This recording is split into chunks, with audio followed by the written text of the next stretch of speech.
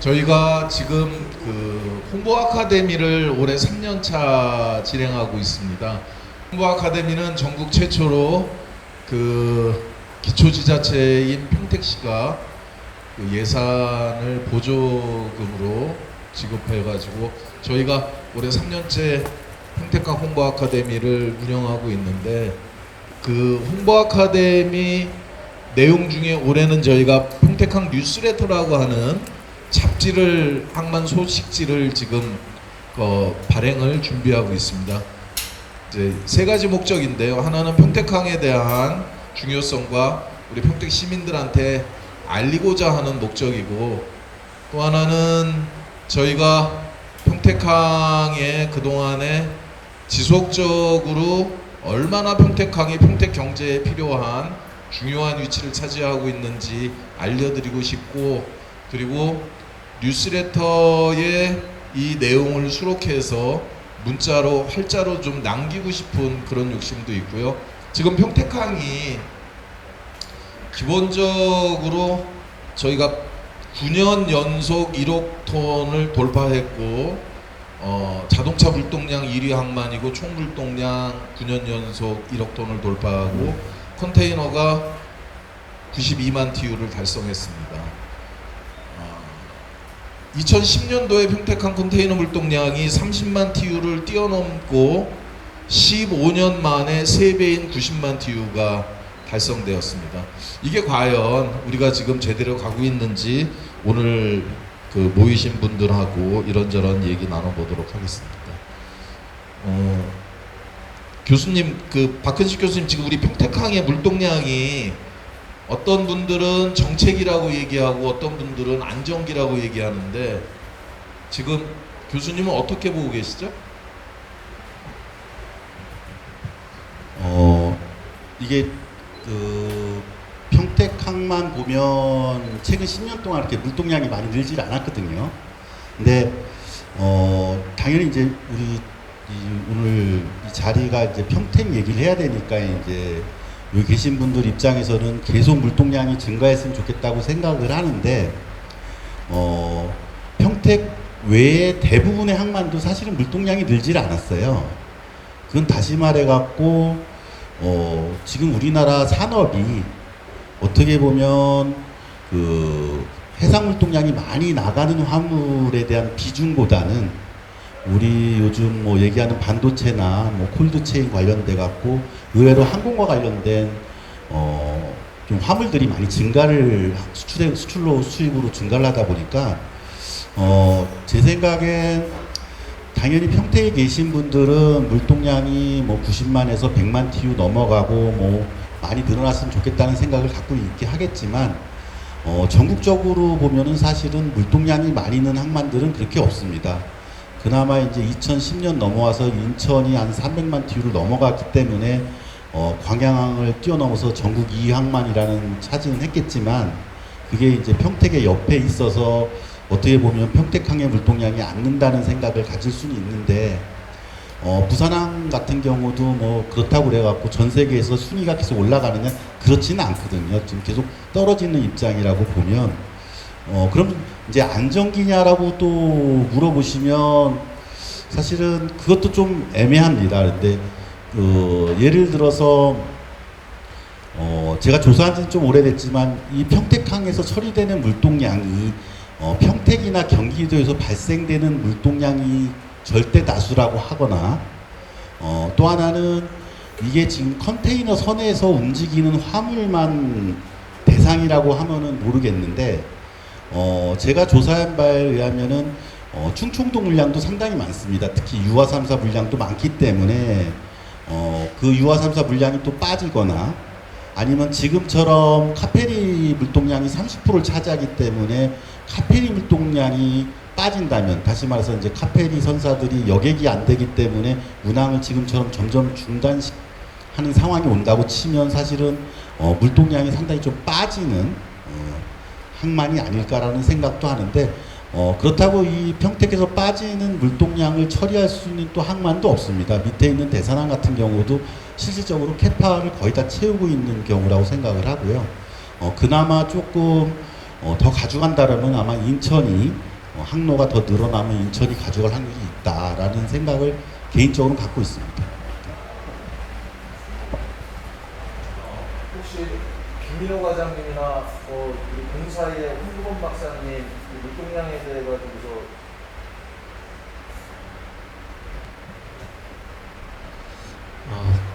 반갑습니다. 저기 평택시 항만물과의 주민호라고 합니다. 여러분 만나뵙게 돼서 반갑고요. 제가 뭐 여기 온 지는 뭐 그렇게 뭐 그닥 오래되지는 않았는데, 제가 일단 평택항의 물동량을 한번 살펴봤는데, 그럼 평택항의 대표적인 물동량에서 대표적인 품목이 뭐냐, 그럼 우리 쪽이 평택항의 대표적인 대표 품목은 뭐냐 라고 물으신다면, 일단 제가 볼 때는 기본적으로 지금 5천만 톤 정도를 달성하는 철강, 철 제품이 일단 기본 1번이겠죠. 그거 하면 그거 어디서 하냐? 그럼 그 현대제철이 있으니까 당진 쪽에서 원료가 수입돼 가지고 나가는 물동량들이 있더라고요. 그러니까 저기 철광석하고 석회석하고 그 다음에 석탄까지 들어와 가지고 이것들이 원료로 해서 철광을 만들어서 수출도 하고 연안으로 수송을 하고 있는데, 이게 5천만 톤 정도 됩니다. 그리고 두 번째로 그러면 대표 종목은 뭐냐 물어보시면, 일단 저희들은 에너지 부두지 않습니까? 뭐 석유류가 들어올 거고 가스류가 들어올 겁니다. 그게 한 3천만 톤 될 것 같습니다. 그러면 그 두 개 합쳐서 8천만 톤입니다. 저희들이 1억 1천 정도 된다 그러는데 한 80%가 넘어가는 거겠죠. 일단 저희들 평택청에서 보면, 평택항에서 보면 일단 두 개가 일단 기본적으로 차지할 거고요. 나머지는 기본적으로 저희들 자동차가 되겠죠. 자동차 지금 RT로 보면 한 1,500만 톤 정도 되는 것 같고요. 뭐 대수로 따지면 한 150만 대 좀 넘어가는 걸로. 그래서 저희들 평택항으로 보면, 현재 제가 가지고 있는 자료를 보면 일단 저희들 평택항은 자동차항이다 라고 제가 볼 때 느낌은 그런 느낌을 받았고요.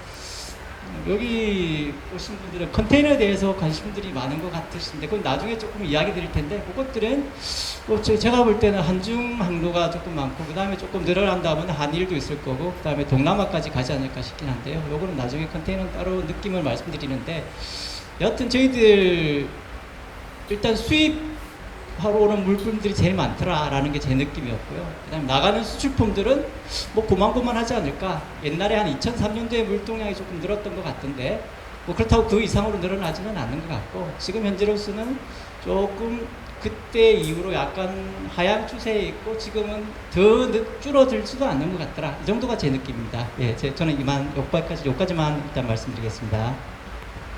그 물동량이 굉장히 중요한 현안 사항이니까 우리 공사 홍두건 박사님 부산에서 오래 계셨었는데 한번 의견 좀 주시죠.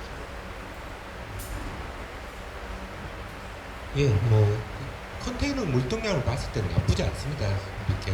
왜냐하면 아까 주관님 말씀하셨지만 전국 평균으로 따져봤을 때도 마찬가지고, 저희가 코로나 때 약간 주춤한 거 외에는 계속 성장을 하고 있습니다. 그러니까 그래프를 보시면 그냥 심플하게 계속 우상향을 하고 있는데, 다만은 이제 그렇게 급격한 성장은 이루어지지 않는 뭐 그런 형태인데, 이게 뭐 정책이라고 판단하지는 않습니다. 그리고 또 저희가 컨테이너를 위주로 하는 항만도 아니고요. 아까 과장님 말씀하셨듯이 뭐 저희 뭐 철광석, 소유가스 뭐 이런 쪽으로도 특화되어 있는 항이고, 또 자동차도 특화되어 있고, 그다음 채광 제품도 많이 돌고 있습니다. 그래서 그런 부분에서는 컨테이너 하나만 가지고 좀 평가하기 힘들지만, 작년 기준으로 제가 이거 질문지 보고 제가 한번 찾아봤는데, 작년에 컨테이너 같으면 전국 항이 5.3% 성장했는데, 저희는 보니까 12.7% 성장했어요, 평택항이.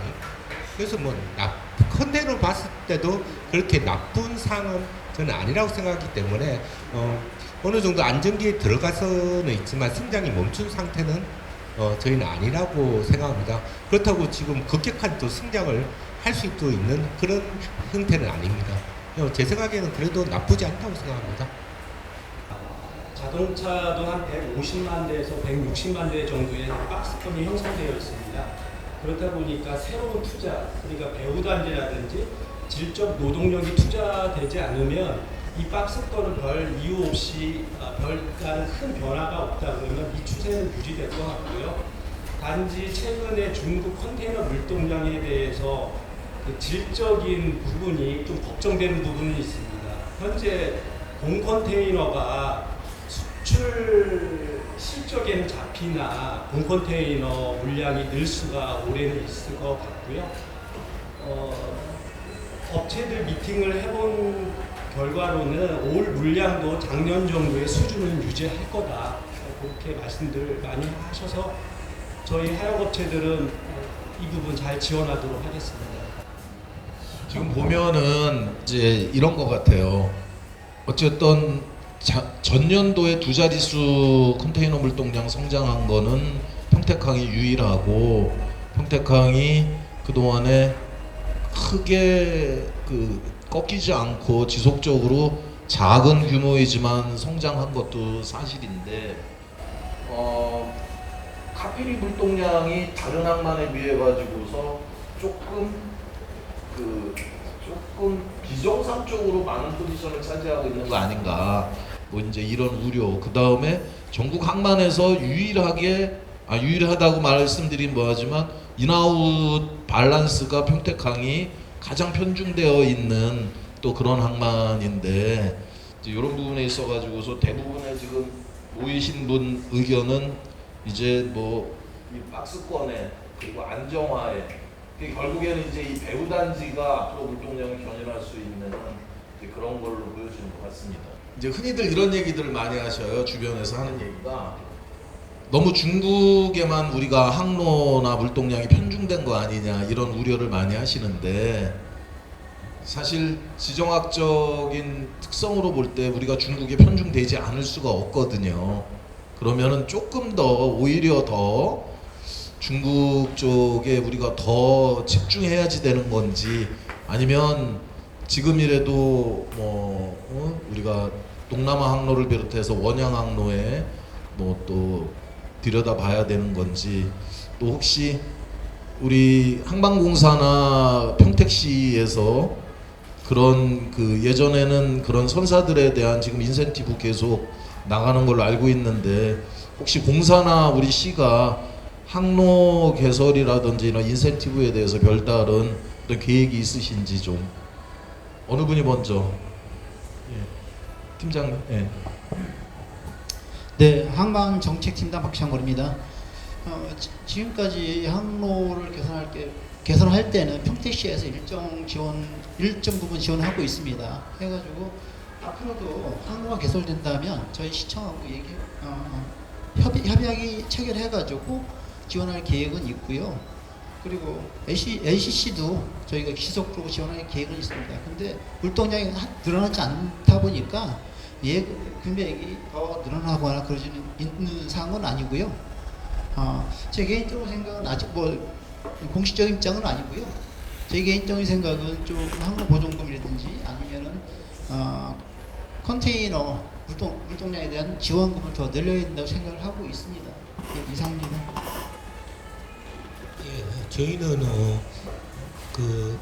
신규 항로에 대해서는 계속 인센티브를 똑같이 드리고 있고요. 신규 항로 부분에서 크지는 않겠지만 그래도 2억 이상의 인센티브가 나오고 있고요. 그리고 컨테이너 화물 인센티브도 꾸준히 나오고 있습니다. 전체 인센티브 금액만으로 따지면 조금 다르지만 한 10억 정도가 항상 예산이 책정돼서 저희가 인센티브를 나가고 있고, 그렇지만 단순하게 인센티브란 게 화물량으로 나가는 부분도 있지만, 저희가 물동량 같은 경우는 1000TU 이상에서 정가분의 귀한 부분을 따로 또 측정하고 있습니다. 단순히 1000TU가 돼서 나가는 게 아니라 그 부분에서 얼마만큼 정가하느냐. 그래서 저희도 체계적으로 좀 지원을 하기 위한 여러 방안들을 찾고 있고요. 지금 이제 인센티브 벌써 조금 발표가 가야 되는데 좀 더 효율적인 방안을 더 찾기 위해서 아직까지 상반기 인센티브 계획을 아직 발표를 안 하고 있으나 예산이 이미 정해져 있기 때문에 거기에 맞춰서 지속적으로 저희가 인센티브 계획을 가지고 있습니다. 인센티브가 이렇게 지자체에서 인센티브를 이렇게 지원한 경우가 저희 평택시나 경기도 또 있지만 군산시도 있긴 있으나 그렇게 흔한 건 아니거든요. 그래서 저희는 저희 인센티브 제도는 항만 활성화에 분명 기여하는 측면이 있을 거라고 판단하고 있습니다. 이상입니다. 지금 부산이나 인천도 인센티브가 일부 나가지 않나요? 그렇죠. 그런데 그거는 항만공사에서 그러니까 저희 그 계획은 국가항공사이기 때문에 항만을 운영하면서 벌는 수입이 있지만 저희는 저희가 지방 공격이다 보니까 항만 운영권을 없거든요. 그러다 보니까 그런 수입이 아니라 순수하게 예산에서 나가는 형태이기 때문에 조금 부산이나 울산 와이프를 갖고 죄송합니다. 예.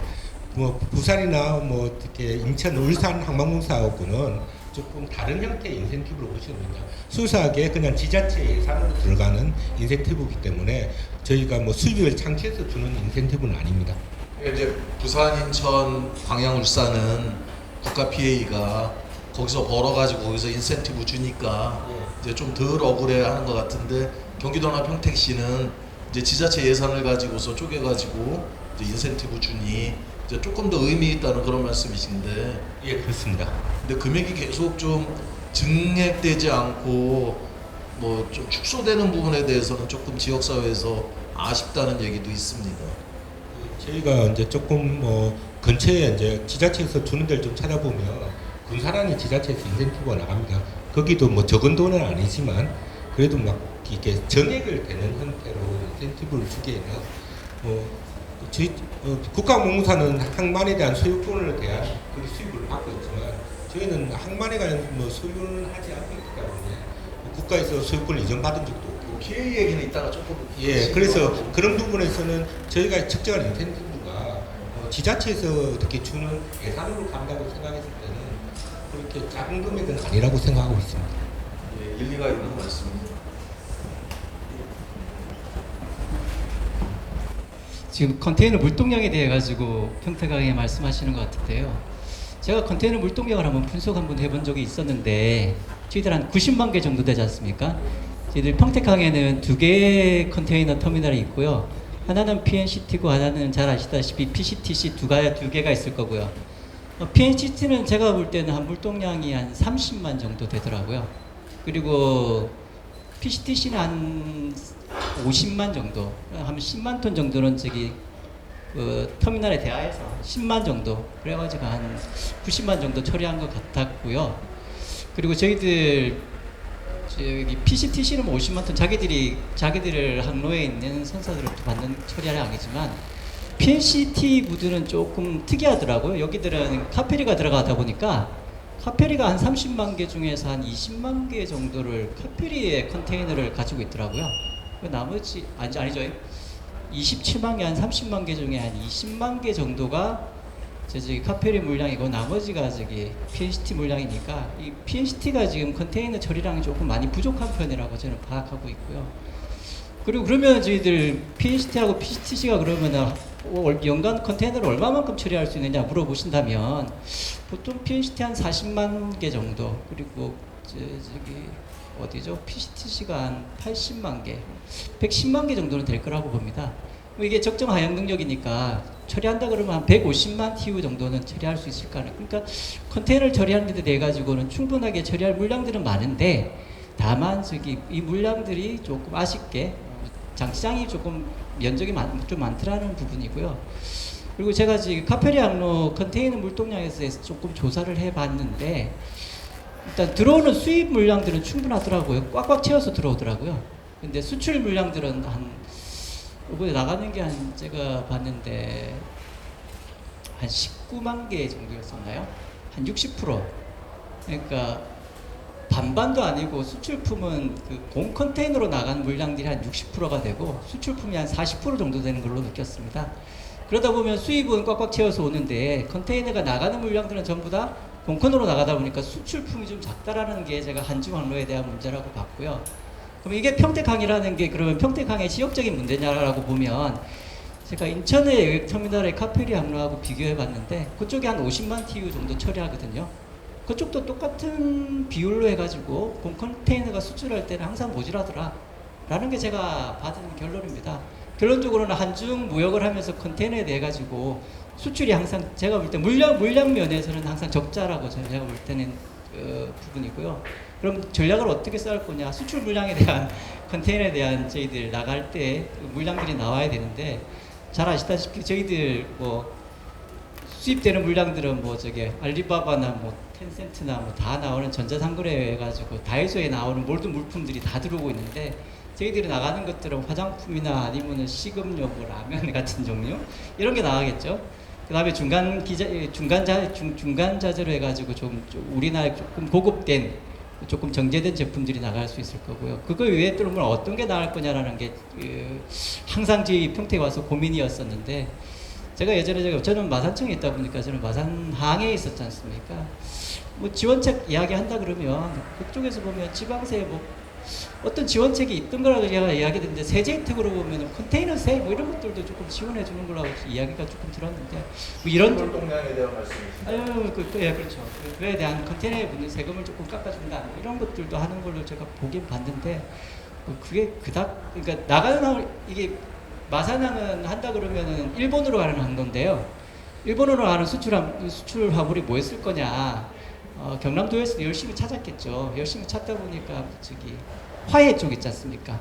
화해 쪽으로 해가지고 조금 지원이 할 수 있겠다라고 해서 했는데 그것도 제가 볼 때는 잘 나가다가 지원이 빡세게 나가다가 뭐 이렇게 해가지고 전기항로까지는 뚫어졌는데 물동량이 증가했냐? 그건 또 다른 별개의 문제더라라는 게 제가 받은.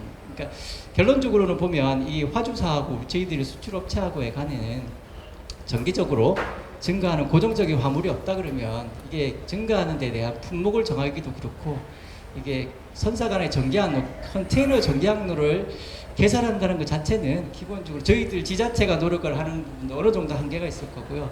한다 그러면 선사가 일단 기본적으로 전기항로에 대한 기항지를 정하는 부분이 있을 텐데 그러면 선사들도 마찬가지로 화주가 있어야 되거든요. 화주가 없으면 없다 보니까 이거를 어느 정도의 인센티브를 줄 거냐. 그건 어느 지자체나 똑같이 고민을 하고 있는 거고 오늘도 저기 시하고 공사에도 없지만 똑같은 고민을 하고 있는 걸로 제가 느꼈습니다. 조금 이따 토론 더 되면 다른 말씀도 드리겠습니다. 제가 하는 거 여기까지 하겠습니다. 과장님 지금 우리 평택항에 입항하고 있는 선박들 입항료 주반료가 지금 할인되고 있나요? 제가 예전에는 달려를 기억을 하는데 제가 말씀을 조금 드리자면 하역료나 입항료나 저반료를 가지고 경쟁력을 삼기에는 솔직히 최저가입니다. 최저가고 저희들 보면 저희들 저기 부산항이 지금 2,300만, 2,400만 TU 처리한다지 않습니까? 그러고도 세계 6위지 않습니까? 따지고 보면 그 중에 지금 5대 항만들이 다 중국에 다 가 있고요. 그리고 저희들 부산항이 그러면은 잘하는 게 뭐냐? 부산항 잘하는 거 환적 잘하고 있죠. 1,000만 개 정도는 저희들 국내 거 처리하지만 국외 걸로 가면 환적으로 다 처리하거든요. 그럼 환적을 그러면 부산항에서 왜 하느냐? 환적 요금이 좀 싸요. 다른 데보다는 쌉니다. 그래서 저희들한테 들어온 거고. 그럼 저희들 환적항에서는 저희들 부산항이 2위라고 저는 알고 있거든요. 그럼 1위가 누구냐 그러면 1위는 싱가포르라고 저는 알고 있어요. 그러니까 4천만 TU 중에서 한 3천만 TU는 그냥 환적으로 간다 그러더라고요. 워낙 지금 싱가포르가 말레이시아 밑에 있다 보니까 동남아에 완전 관문 있지 않습니까? 그 관문에 싱가포르가 섬으로 이렇게 있다 하더라고요. 그 매립해가지고 항만부지 만든다 그러더라고요. 그러다 보니까 부지도 매립해서 만드는 부지가 있고 환적 화물에 대한 처리도 그러니까 싱가포르의 모토가 뭐라고 그러냐면 모든 화물에 생산하고 수입은 못할지라도 통로는 되자라는 게 싱가포르의 자기들 모토라고 하더라고요. 그리고 따지고 보면 부산항이 2,300이고 또 조금 잘하는데 인천이 350만 TU지 않습니까? 인천은 순수히 우리 국내 물건들이거든요. 수입 물건들 환적 없습니다. 거기도 보면. 그리고 광양은 저희들 투포트 시스템 할 때 광양을 컨테이너에 대한 투포트로 해가지고 한번 키우자고 했는데 지금 제가 볼 때 200만에서 못 제가 한 3만. 이번에 처음으로 200만. 예, 200만 TU 초였는데 환적은 그렇게 없다고 제가 알고 있습니다. 그러다 보니까 이게 항만은 환적으로 해가지고 부산항이 일단 정착을 한 거는 같고요.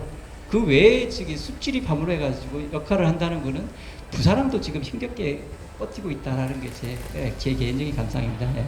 과장님 뭐 이거는 수도권 항만이니까는 그 항비 면제나 그 할인해 주는 거 가지고서 경쟁력을 제가 볼 때는 예. 왜냐하면 이게 선사들이 기본적으로 저희들 외항선사라고 하는 우리 국적 외항선사들도 있겠지만 들어오는 게 저보다 외항선사들이 더 많거든요. 외항선사들이 그러면 들어올 때 그러면은 그 하역 요금도 보겠지만 선박 접안료, 입항료, 야적장료도 다 보거든요. 가지고 예. 그렇다 보면 저희들이 가격을 그렇게 선사해서 운송료를 매김할 때 자체 그게 다 묻어 있다 보니까 이게 저희들 외항선사하고 국내 국적 외항선사들하고 경쟁 때문에라도 그 부분에 대해 가지고 제가 해운정책과에 한번 있어봐서 잘 아는데 저희들도 톤세제 세제 지원 플러스 해가지고 입항료, 접안료, 하역료들은 전부 다 최저 수준으로 우리 국내에도 유지하고 있다. 저는 그렇게 느끼고 있습니다. 예.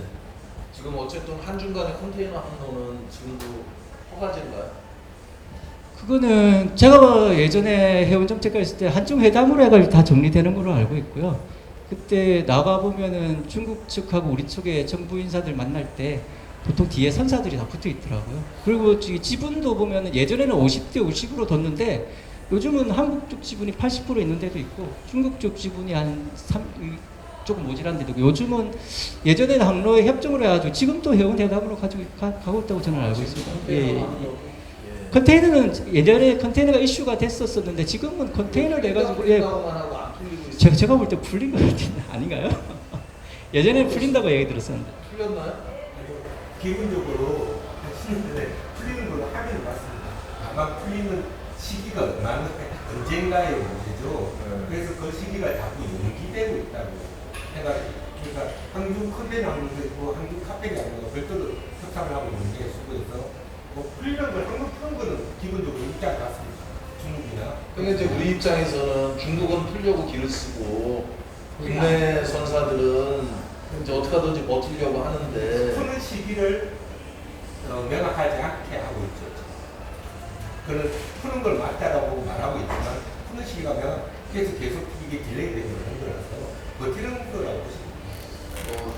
그 얘기 이제 그쯤 하시고 어쨌든 국내 선사 보호 차원에서 버티는데 그것도 우리 평택항 물동량 증가의 불편한 요소 중에 하나라고 보여줄 수도 있다는 말씀. 근데 그것도 생각해 보셔야 됩니다. 이 비슷한 케이스가 일본하고 중국 항로가 그 케이스인데요. 최초에는 일본 중국 항로가 잘 되는 것이 보이는데 항로 개방하면서 결국은 살아남은 데는 중국 선사밖에 없습니다. 일본에서 중국 가는 선사들은 다 없어졌다고 보시면 됩니다. 아니 근데 그걸 막는다고 막아지는 게 아니잖아요. 어차피 이게 비용면이나 서비스 경쟁력으로 가는 건데 예. 일반적으로 국내 선사가 서비스 면에서는 지금 조금 더 우월하다고는 다 얘기를 해요.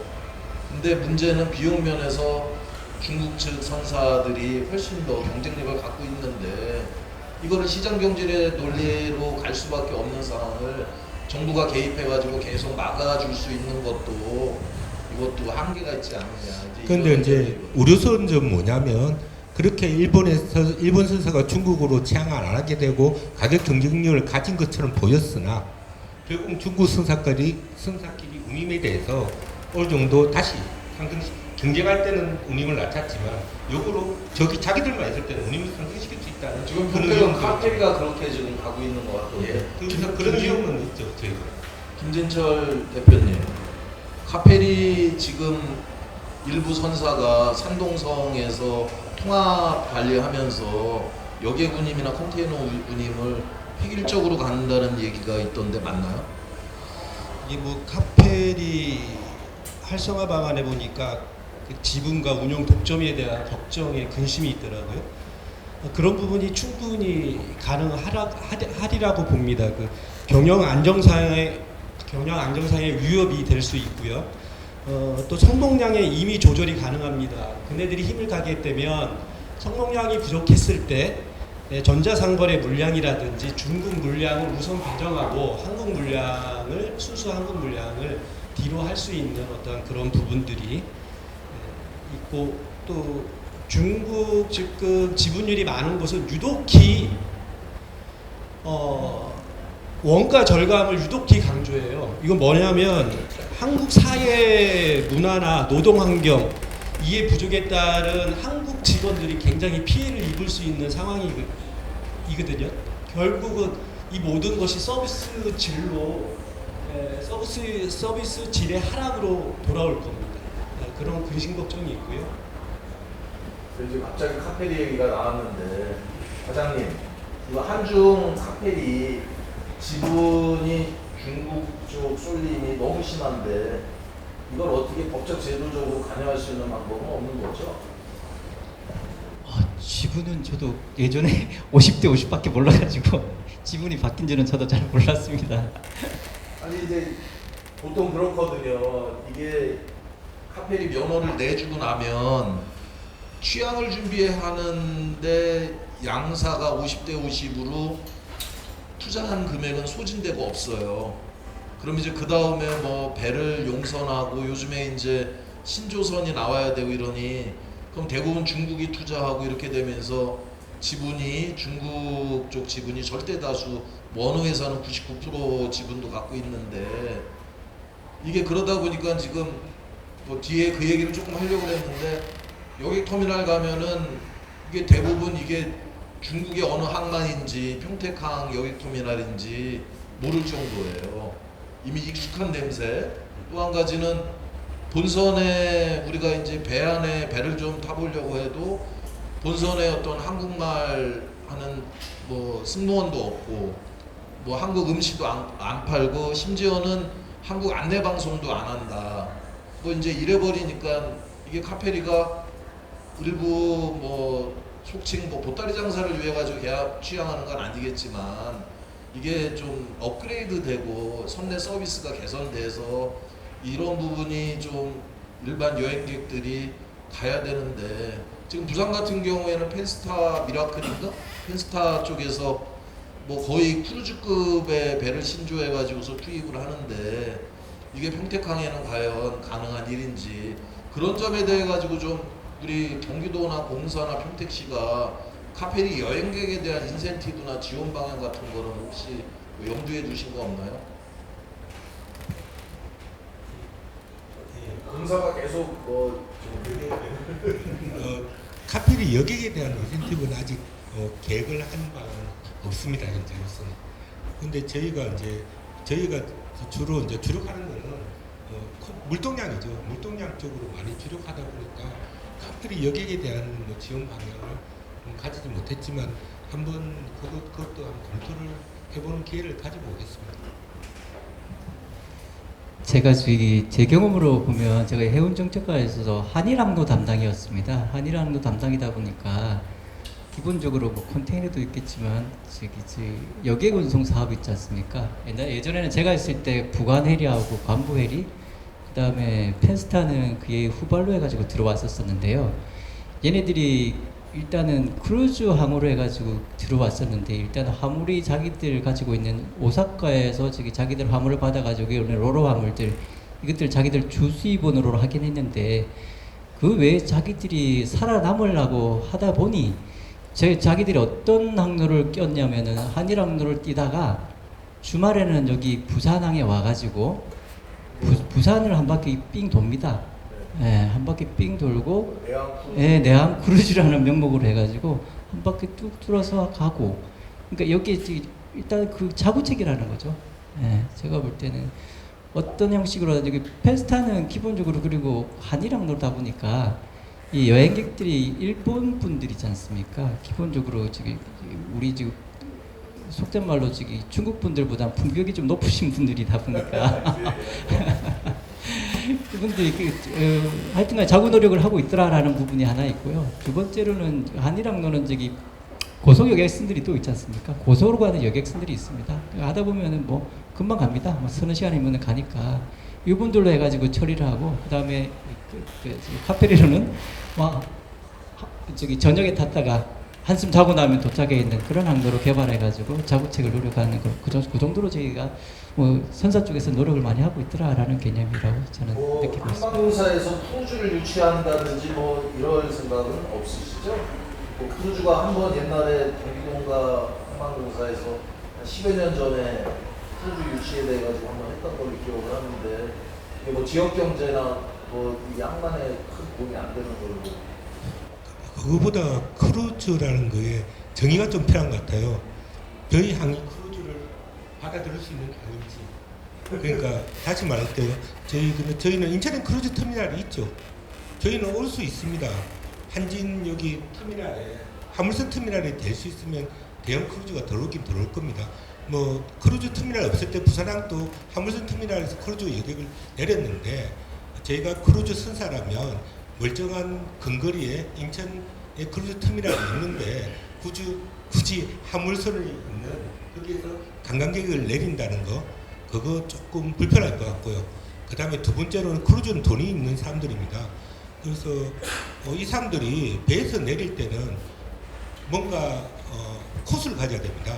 1박 2일짜리, 반나절짜리 그래야지 돈을 쓰고 가는 건데 예전에 부산항도 초기에 내렸을 때는 그런 문화적 코스를 관광 코스를 가지지 못했기 때문에 주로 선적품 싣고 나가는 그 시간밖에 해도 그래서 많은 배가 들린 것 같은데 다 부정기선으로 들어와서 선적품 싣고 갔죠. 선용품 싣고 왔고. 그래서 그런 면에 봤을 때 저희가 연계되는 관광지도 실제로 개발해야 되지만 더 중요한 거는 크루즈 터미널처럼 대형 크루즈선이 들어올 수 있는 그런 항구는 저희 평택항이 있지 않고요. 있다면 아까 화물 터미널로 들어와야 되는 그런 나쁜 경우가 있기 때문에 그 부분에서 뭐 카페리선하고 크루즈는 다릅니다. 카페리선 사이즈하고 크루즈 선생님들이 생각하는 크루즈 사이즈하고는 전혀 다른 부분이라서 조금 혼용하는 카페리스 터미널이 있으니 거기 크루즈를 댈 수 있지 않을까라고 이렇게 혼용을 하시는데 조금 구분이 필요한 상황입니다. 이게 기본적으로 뭐 크루즈가 들어오면 필요한 소형품이라든지 그 승객들이 내려서 관광하고 쇼핑할 수 있는 그런 인프라가 갖춰야 되는데 그런 점이 없다 한다 그러면 뭐 우리가 지금 크루즈에 비중을 두고서 추진할 일은 아닌 거라고 대부분 전문가들이 말씀하시는데 아까 그 우리 과장님 말씀 중에 우리가 지금 한 150만 TU 정도는 처리할 수 있는 캐파를 가지고 있다고 그러셨잖아요. 그러면 쉽게 생각했을 때 우리가 지금 우리한테 남아있는 거는 58만 TU 정도거든요. 이제 카페리까지 다 포함했을 때 작년에 우리가 92만 TU 정도 처리를 했으니까 이제 50만 TU 정도 여유분을 가지고 있는데 저희가 지금 물동량 증가 추세가 평균 뭐 한 10%만 잡는다고 하더라도 사실 10년 내에 평택항은 그 컨테이너 물동량을 처리하는 풀캐파가 된다고 보여지는 거잖아요. 그런데 문제는 우리가 동부도 쪽에 컨테이너 부두를 더 만들거나 선석을 개발할 계획은 없다는 데 있잖아요. 동부도 쪽에서 그건 아닌 것 같고요. 제가 볼 때는 지금 PNCT 부두가 지금 저희들 카페리가 될 수 있는 신여객 부두가 생겼지 않습니까? 일단 그쪽으로 이전하게 되면 카페리가 그쪽으로 이동하게 되면 자연스럽게 카페리에 대한 저기 컨테이너들은 신여객 부두에서 처리하게 될 거고요. 일단 PNCT 부두가 지금 한 놀게 됩니다. 따지고 보면 물량이 카페리 항로가 카페리에 있는 배가 빠지게 되면 PNCT 물량이 상당히 줄을 겁니다. 따지고 보면. 그러니까 이제 과장님 PNCC가 40만 TU 정도 처리 능력을 가지고 있고 PCPC가 60만 TU인데 두 개 합치면 100만 TU거든요. 그럼 카페리 터미널에서 50만 TU 처리한다고 봤을 때 평택항이 앞으로 컨테이너 부두가 더 이상 조성되지 않는다고 본다 그러면 기존에 있는 그 선석이라든지 물류시설이 훼손돼서는 안 된다는 의견들이 나올 수밖에 없지 않냐는 얘기거든요. 그러니까 다른 용도로 전용해서 쓴다든지 아니면 그렇죠. 더군다나 10년 전쯤인가 의왕에 있는 내비 컨테이너 기지 뭐 내몰겠다 했는데 요즘은 지금 조금 마음이 바뀌었더라고요. 뭐 가지 마라 뭐 이제 이런 의견들이 뭐 일자리 때문에 그러는데 만약에 철도 페리가 됐던 의왕 그 ICB가 내려온다든지 이러면은 작년에 한 150만 TU 가까이 그쪽 처리했는데 물론 뭐 이게 이제 뭐 항만 물동량하고 직결될 부분들이 전체 다는 아니겠지만 그렇다고 해도 우리가 지금 풀캐파의 3분의 2 정도는 점유하고 있는 그런 상황이거든요. 그럼 선석을 조금 더 개발해야 되는 시점 아닌가 이런 의견이 있거든요.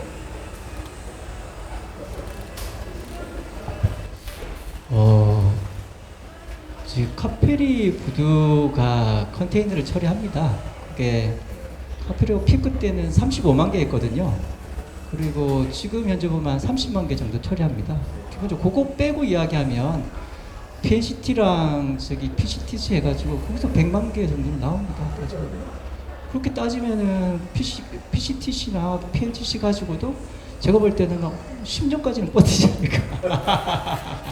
그러니까 여기에 보면은 문제되는 게 뭐냐면 수입 물량들이 많아진다 그러면 그거는 좀 문제가 되겠죠. 근데 수출 물량으로 따지게 보면 수출 물량 가지고는 기본적으로 이 부두가 컨테이너 부두가 야적장 CY가 부족하다라는 기본 개념은 아닌 것 같고요. 수입 물량이 많아진다면 아마 그렇지 않을까. 제가 보기에는 배후단지 조성하고 수출입 기업들이 입주하고 물동량이 늘어나기 시작하면은 지금 있는 선서 가지고서 용량이 부족할 수 있다 이런 의견 나오는데 뭐 하여간 그쯤 하겠습니다.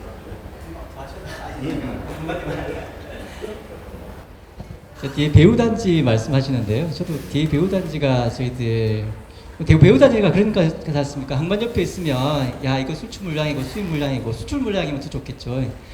나가는 물량 중에 저희들 이게 지금 조립을 하거나 아니면 포장을 하거나 아니면 여기 제조까지도 되면 더 좋겠는데 배우단지가 이렇게 제조해가지고 컨테이너 박스에 솔랑 실어가지고 부드러워 가지고 나가면 제일 좋은 배우단지 기능이 되겠죠. 근데 이게 저희가 뒤에 배우단지 잘 아시겠지만 뒤에 배우단지가 저희들은 자동차가 주다 보니까 PDI들이 많지 않습니까? PDI들이 뭐 저기 컨테이너를 처리하는 애들은 아니고요. 따지고 보면. 그렇다고 해가지고 여기에 대해 가지고 배우단지 애들이 그러면 컨테이너에 실을 수 있는 물건들을 만드는 애들이냐 보면은 저부터 그런 애들은 아직까지 제가 볼 때는 없었던 거 같아요. 2단계, 3단계. 예, 2단계, 3단계 가면은 예, 그때 가면 생길 것 같은데 그거 말씀해서 오늘 제가 저기 배우단지에 들어오는 입주기업 회사에서 알겠는데 저기 뭐 무슨 건축업 하는 저기 분양 받은 애가 하나 있다 그러더라고요.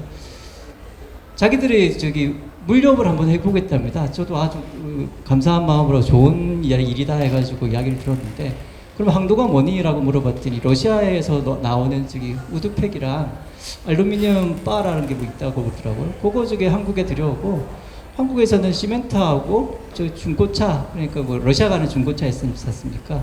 그러니까 우리 한국 차가 러시아에서 인기가 좀 많다 그러더라고요. 그래서 지금 중고차라도 그냥 썩어 나다빠지는 그런 중고차가 아니고 깔끔한 중고차를 중국으로 하는 이런 것 쪽으로 하고 그 다음에 조금 서브로 해가지고 중국에서 들어오는 화물들까지도 해가지고 이렇게 만들어가지고 하는 항로를 한번 해보겠다라는 배우단지 입주 기업이 있더라고요.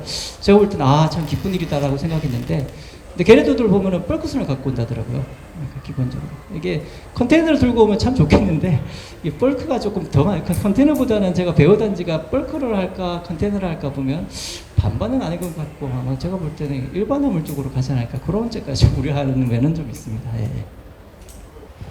배우단지가 조성되는 데에 맞춰가지고서 선석의 규모도 같이 확장돼야 될 부분이 있지 않을까 뭐 이런 의견 드리고 싶고요. 저희가 그 철송이 언제 예정이죠, 회장님? 철도 인입이? 아 그래요? 그거는 현재까지는 이제 안중까지 와 있는 거 좀 알고 계시죠? 거기서부터 이제 여기 분야 쪽까지 지금 노선을 갖다 연장을 시키려고 하는데요. 아직까지 협의 중이에요. 그래가지고 언제까지 하겠다 구체적인 얘기 못하고 좀 시간이 한 30년 초반 그쪽이면 되지 않을까 이렇게 예상하고 있습니다. 입장이 다른 게 해수부 그러니까 해수부 입장은 뭐냐면 병역단지로 인입되는 거는 화물량을 확보하는 게 맞고요. 그런데 방금 가는 안중역은 여객이라도 들어가면 원래 철도 여객 화물 가시는데 해수 입장에서는 화물량이 확보돼야지 철도가 들어오는 게 맞다고 판단하고 있습니다. 그래서 2030년 뭐 계획도 있었는데 저는 조금 그게 이제 더 뒤로 가야 되지 알 것 같아요. 그러니까 화물이 확보되지 않은 이상은 결국은 철도 인입선이 배우단지 들어가면 그런 해수 하나를 놓고 바뀌는 형태가 있습니다. 관리 거는 비용이 들어가거든요. 그때부터. 그러면 그 관리를 하는데 뭐 실제적으로는 인입수는 들어왔는데 화물량이 없다면 그게 조금 관리하는 해수부 입장에서는 비합리적인 부분이 생길 수 있습니다. 그래서 철도는 조금 해수부 입장하고 이제 국토 입장하고는 서로 다른 입장을 가지고 있기 때문에 철도의 양면성입니다. 여객도 싣고 화물도 싣는 게 철도지 않습니까?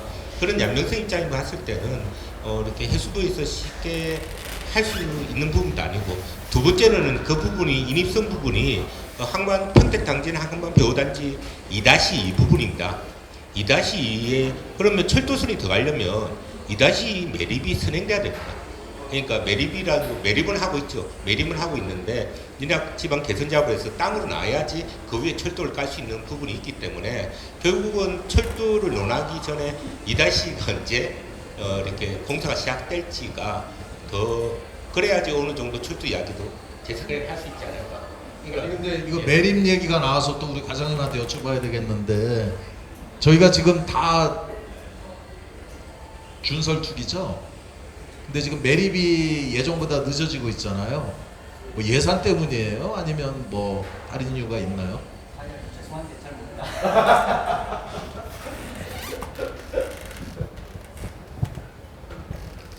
진짜로 모르고요. 저기 배후단지에 대한 준설도 투기부터 매립까지는 뭐 물류과 소관은 아니고요. 건설과에서 기본 계획에 따라서 기본적으로 예산이 반영되는 대로 하는 부분이 있다 보니까 뭐 그거는 기본적으로 국가 예산 아니라 그러면 민간이 하겠다 그러면 더 빨리 될 수는 있겠죠. 다만 민간이 하지 않는 이상 국가 예산으로 한다 그러면 그거 자체가 쉽지는 않을 거다. 빨리, 그러니까 매립이 빨리 이루어지지는 않을 거라는 게 제 느낌이고요.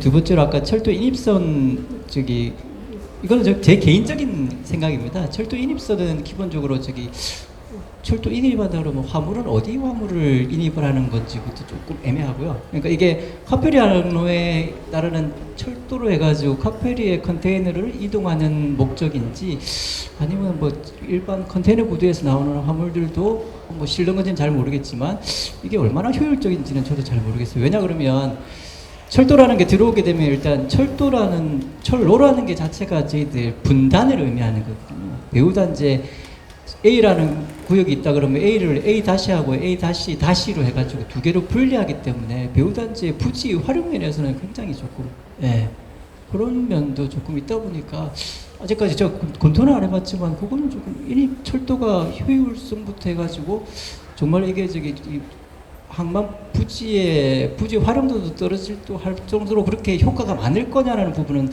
제가 개인적으로는 조금 고민이 되는 부분이 있습니다. 왜냐하면 지금도 뭐 화물차들이 컨테이너를 싣고 다니고 있긴 한데 그거 외에 철도를 해가지고 어디 거점으로 갈지는 모르겠지만 그 효과는 저도 한번 고민을 한번 해봐야 될 것 같다라는 생각이 드네요. 개인적인 의견입니다. 네. 우리 과장님이 뭐 솔직한 말씀 주셨는데, 근데 사실 지금 철송 물동량은 계속 줄어들고 있죠. 전체적인 물량으로 볼 때. 마산도 없어졌습니다. 아 그렇습니까? 자동차 얘기 좀 할게요. 자동차. 이제 우리가 자동차 물동량 전국 1위 항만인데, 저는 이제 물동량 요 분포를 좀 보면 이제 우리하고 울산하고 광양이 이제 약간 비슷한 분포도를 가지고 있는 것 같은데, 우리가 환적에서 그리고 이제 수입에서 물동량이 차이가 나는 것 같거든요. 그러니까 이른바 수출 물동량에 대해서는 우리가 이제 울산이나 이쪽보단 작은데 수입 자동차하고 환적 물동량인데, 이게 지금 우리가 언제까지 이게 지금 물동량이 평택항이 자동차 물동량 1등 항만의 위상을 유지할 수 있는지, 그리고 또 이게 이제 우리 지역사회 입장에서 보게 되면은 PDI 센터라는 게 면적만 많이 차지하지 고용이나 투자 부분이 미미하다, 이런 지적도 좀 있거든요. 앞으로 이런 부분에 대해 가지고서 이게 지금 자유무역 지역 1차 계약 기간이 지금 30년인데 절반 정도 지나가고 있는데, 혹시 뭐 좀 더 투자를 좀 더 유도한다든지 아니면은 뭐 이른바 뭐 R&D 센터라든지 주양 테스트장이라든지 뭐 여러 가지 좀 이런 부분들이 좀 필요하지 않을까 하는 의견들이 많이 있는데 요 얘기도 우리 과장님이 좀 해주셔야 될 것 같은데. 우리 사회자님께서 저기 말씀을 하셔가지고 숙제를 먼저 문제지를 좀 주시더라고요. 그래서 자동차 조금 제가 우리나라 자동차 그러면은 우리나라 자동차 내수가 어떨까를 제가 한번 살펴봤는데요. 우리나라 자동차 보통 제조라고 해야 되나요? 420만 대 정도 만들더라고요. 420만 대를 만들어가지고 뭐 하냐? 제가 보니까 내수로 팔리는 게 한 140만 대 정도. 그리고 수출하는 게 한 280만 대 정도 되더라고요. 따지고 보면은 우리 내수로 가는 거야 어차피 저기 국내에서 소비되니까 상관없을 것 같고요. 우리 수출이 280만 대지 않습니까? 그게 수출이 그러면 어디서 될 거냐? 뭐 아까 사회자님 말씀하셨다시피 현대의 본사는 울산이지 않습니까? 그 다음에 광양이 기아가 있을 거고요. 그 다음에 진해 창원도 있습니다. 진해 창원에는 저기 GM이 있고요. 그 다음에 진해 넘어가는 길에 르노가 있죠. 뭐 그쪽도 있고, 그 다음에 군산도 지금 GM 공장이 물러나긴 했지만 군산도 물량을 조금 처리하는 걸로 알고 있고요. 그게 외에 평택이 좀 많이 처리하고 있더라. 저희들 150만 대라고 하지만 수출로 한 80만 대지 않습니까? 그러면 우리 280만 대 중에 한 80만 대가 저희들 한 30% 정도 되겠죠. 수출은 우리 여기에서 그러면은 한 30% 하고, 뭐 울산이 한 100만 대, 80만 대, 뭐 그 정도 되겠죠. 우리보다 조금 더 많겠죠, 기본적으로. 그 다음에 와산항, 광양항, 그게 한 두 번, 세 번째 정도 될 거고요. 그 다음에 군산에 조금, 이렇게 될 거. 제가 볼 때 그렇게 현황을 조금 파악했고요.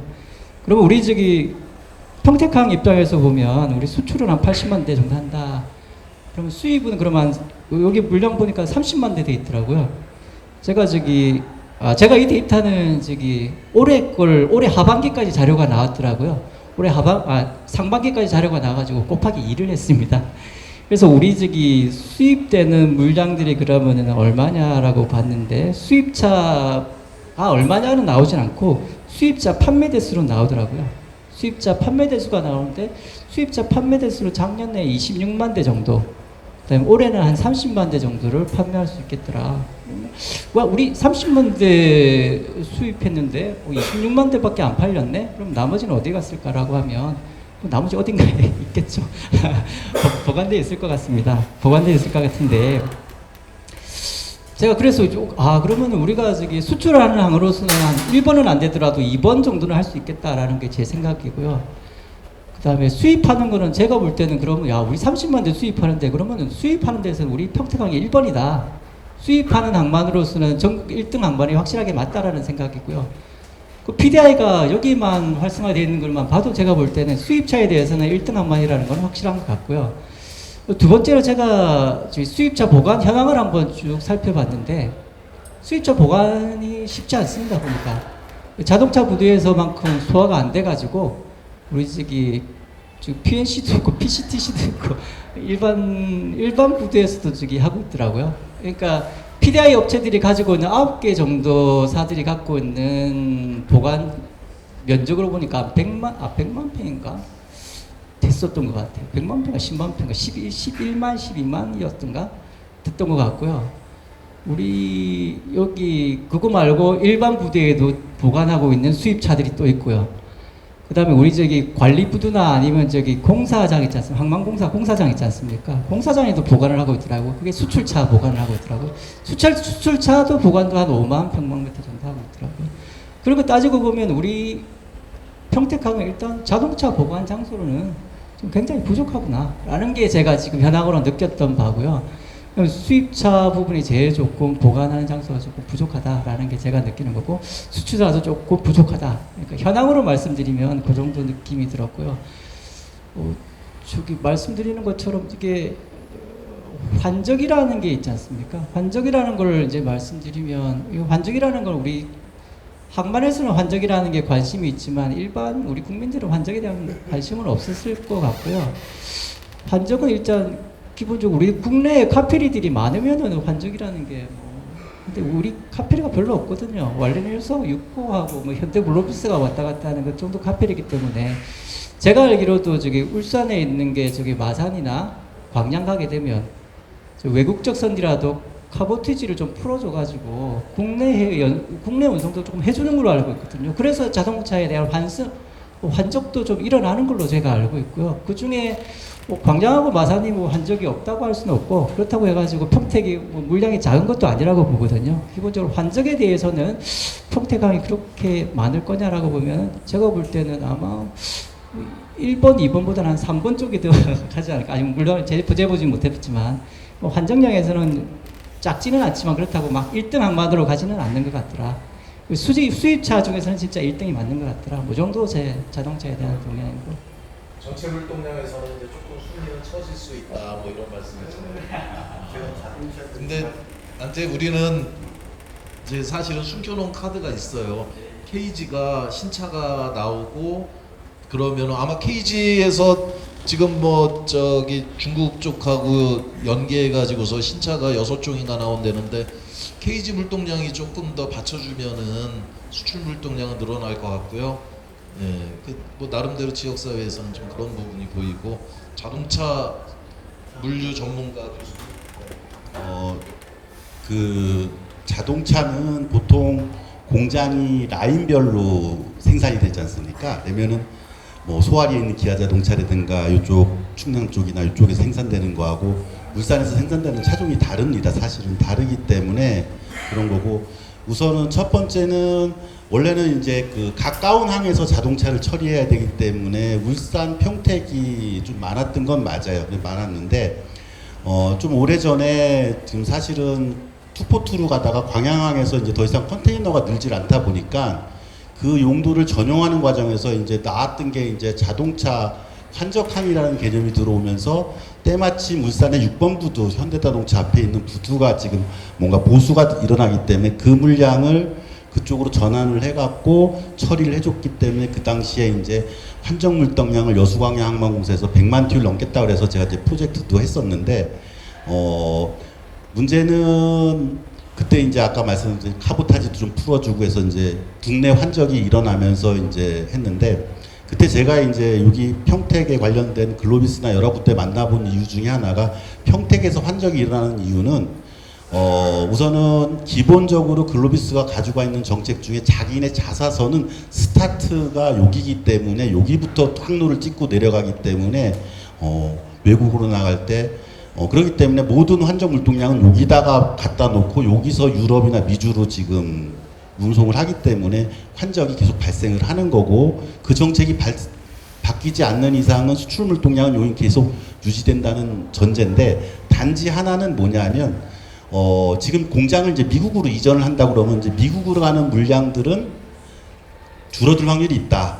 그게 하나가 있고 또 하나는 여기가 수입차의 메카가 된 이유는 왜냐하면 수입차의 수요가 수도권이 많기 때문에 그런 겁니다. 근데 또 하나는 뭐냐면 우리가 오해하면 안 되는 게 대한민국만 현대자동차 매장에서 대리점에서 주문을 해서 공장에다가 오더를 넣고 그게 나오는 형태겠지만 대부분의 나라들은 뭐냐면은 딜러한테 판매량을 요구를 해갖고 그거를 생산하기 때문에 딜러가 수요를 내년에 10만 대를 팔아야 되는데 10만 대를 주문하면은 수입은 10만 대에서 벤츠가 오지만 실질적으로 5만 대 팔면 나머지는 어디 야적을 해놓고 있어야 되거든요. 우리가 알고 있는 이제 한성 모터스라든가 미국도 대부분 다 그렇습니다. 그래서 그렇다 보니까 딜러들이 예측을 잘못하면 어떻게 되냐면은 마지막에 우리 알다시피 딜러들이 할인을 어마어마하게 가서 파는 이유 중에 하나가 자기들이 이미 주문을 했기 때문에 그렇거든요. 그래서 수입차는 아마 수도권이기 때문에 이 동네가 많을 확률이 있고 수출은 기본적으로 평택하고 울산은 많다. 단지 광양은 사실은 울산에서 오는 물량이 많지 않을 확률이 있기 때문에 그런 광양에서 환적은 일어나면 줄어들 확률이 있다라는 생각은 드는데 이제 단지 우려스러운 건 우리 이제 사회자님도 얘기했지만 PDI가 되면 배후단지에 차만 깔아놓고 우리가 컨테이너 생각하는 이제 부가가치 물류가 안 일어나서 지역사회에 미치는 영향이 적지 않을 것이냐라는 얘기를 지금 뭐 여러 번 이제 말씀을 하셨는데 그때 정확히 따져봐야 알겠지만 이제 자동차에서 발생하는 사실은 이제 고용 인력이라든가 부가가치가 그냥 수입차의 PDI 그냥 두고 나서 고용하는 인력은 사실 차이는 날 수는 있다. 그거는 뭐 그런데 그렇다고 이제 뭐 우리 과장님 말씀대로 모든 빈터를 다 차로 깔아야 되느냐라고 이제 말씀하시면 사실 지역에서는 또 그것도 별로 안 좋아하고 거기에 다른 이제 물류 시설이 들어왔으면 좋겠다라는 이제 의견들이 많이 있는 걸로 알고 있습니다. 근데 이제 기본적으로 자동차는 제가 보기에는 평택이 가져가는 하나의 패다, 울산처럼. 근데 이제 울산은 이제 액체도 있고 뭐 여러 가지 있지만 평택은 아까 말씀하셨듯이 이제 액체류라든가 이쪽에 이제 자동차는 기본으로 갖고 가고 그 외에 이제 뭐 컨테이너를 해야 되는데 제가 하나만 말씀드리면 이거죠. 150만 TU를 선석 활용률로 처리하는 거는 이렇습니다. 그 전에는 계산식이 달랐어요. 또 바뀌었어요. 그 바뀌다 보니까 이제 또 늘어난 거예요.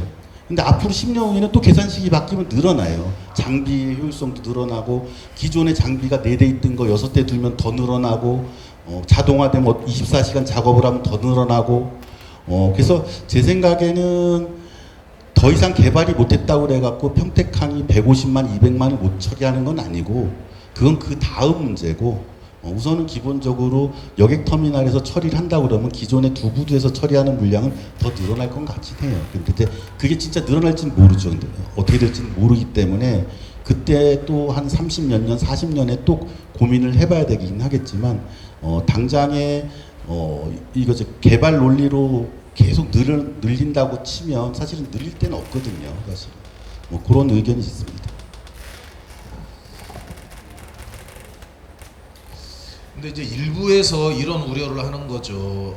그 국내 렌트카 굴지의 렌트카 회사들이 지금 이제 해외 자본에 그 매각됐고 지금 중국의 전기차가 우리보다 훨씬 한두 발짝 앞서가고 있는데 그 평택항이 이제 뭐 독일 3사 차량뿐만이 아니라 이제 중국차까지 밀고 들어왔을 때 이제 과연 이게 이제 우리 지역 사회에서는 긍정적 요인으로만 봐야 되느냐. 이게 이제 사실은 예전에 우리 평택시에서 추진하던 지금 하고 있는지는 잘 모르겠는데 자동차 클러스터라든지 한중 테크노밸리라든지 이런 프로젝트들이 우리 이제 항만 시설을 활용해 가지고서 이런 거를 자동차 서비스 산업화가 조금 더 그 서둘러 주면은 거기 관련되어 있는 관련 사업, 관계 사업들이 활성화돼서 지역사회 일자리도 창출하고 지역 경제 이바지 부분이 클 텐데 평택시 지금 추진하고 있는 부분들이 계속 가고 있는 건가요? 그거 자동차 클러스터라든지 한중 테크노밸리라든지 이런 게? 우선 계획은 있는 상황입니다. 해가지고 진행하겠다고 얘기하는 건데요. 아주 구체적으로 개발 계획을 실행 계획이 남아 있는 상황은 아니고요. 어떻게 하겠다는 기본적인 계획만 남아 있는 상황이고 이 앞에 장시 쪽에 개발하는 거는 도에서 개발하는 걸 장시 쪽에 하는 거는 개발하는 걸로 지금 27년부터 보상하고 진행하고 있습니다. 도에서 개발하는 거 구체적으로 어떤 거 말씀하시는 건지? 여기 장시 쪽에 예전에 한중 사업으로 해가지고 중수사님 개발해서 해가지고 한 사업이 있었는데 현덕지구. 예, 현덕지구. 현덕지구 지금 그 저기 물류부지로 전환해서 추진하고 있는 거. 예. 그거 말씀이시죠. 예, 알겠습니다. 이제 뭐 그 얘기는 곧좀 하시기로 하고요. 아까 카페리 얘기 잠깐 했는데 사실 카페리가 평택항에는 몇 가지 좀 상징적인 의미가 있습니다. 그러니까 평택항이 조기 활성화하는데 아까 물동량 얘기 나왔을 때도 이게 카페리가 선전하고 있는 건지 풀컨 쪽이 약간 저조한 건지 카페리가 정상인데 풀컨이 조금 약한 건지 풀컨이 정상인데 카페리가 선전하는 건지 뭐 이제 여러 가지 의견이 있는데 분명한 거는 카페리가 들어오면서 평택항의 CIQ 기관들이 안착하고 뭐 조기 활성화하는데 일조한 부분은 있는데 지금 인천에 천진 라인이 죽었죠, 그죠? 예, 천진 라인 죽고 지금 진왕동과 어디도 지금 운영 안 하죠. 아, 그 하나 빼고 천진 빼고는 다 하고 있나요? 그러면 여객을 안 태우는 데가 2개 항로인가 3개 항로 있죠, 인천도. 아니 우리 김진철 대표님 자세히는 모르나 지금 그 천진항로가 이제 곧 그 항로가 저기 됐나요? 여권 반납됐나요? 아직은 안 됐죠. 범영해리하고 진인해리 쪽이 굉장히 어려운 걸로 알고 있고요. 단동해리도 화물이 그 확보가 안 돼서 간지 한 6개월 채 안 된, 한 4개월 됐는데 경영상의 어려움을 겪고 있다는 그런 어려운 환경입니다. 그러니까 이제 이게 우리보다 앞섰잖아요. 인천 같은 경우에는 우리가 5개 항로 운영할 때 10개 항로가 있었고, 또 우리보다 뭐 수교 이전에 92년도인가 그 청도하고 위에 항로가 개설됐음에도 불구하고 천진은 북경의 관문이잖아요. 그 천진 항로가 지금 운영이 중단되고, 단동은 사실 한때 단동 대련 같은 경우에는 그 여행객들이 되게 선호했고 관광객도 많이 타던 그런 항로임에도 불구하고 되게 고전하고 있는데, 과연 평택의 카페리가 이게 살아남겠느냐. 원거리 항로가 더군다나 평택은 일조나 연랑 이런 원거리 항로가 2개가 있고, 나머지 3개 항로는 산동성의 교동반도에 몰려 있는데, 과연 평택항의 카페리는 우리 그 황두건 박사님 어떻게 보세요? 평택항 카페리. 이거는 좀 개인적인 의견입니다. 이거는 공사하고 전혀 상관이 없는데 이렇게 카페리 선사들이 일본 카페리도 처음에는 저희 예전에 제 어렸을 때 막 보따리상이 한국에서 많이 갔거든요. 근데 비슷한 경제 수준이 되면서 더 이상 보따리상이 가지 않을 때 카페리 선사가 변신을 한 거죠. 그래서 여객 서비스 위주로 변신을 했고, 그 다음에 기존의 물동량도 정확하게 카페리가 들어가야 되는 화물로 변화했습니다. 예를 들어서 뭐 하해, 그 다음에 뭐 이렇게 김치 같은 이런 식으로 특화된 물동량이 이제는 고정한 물로 다니고 있습니다.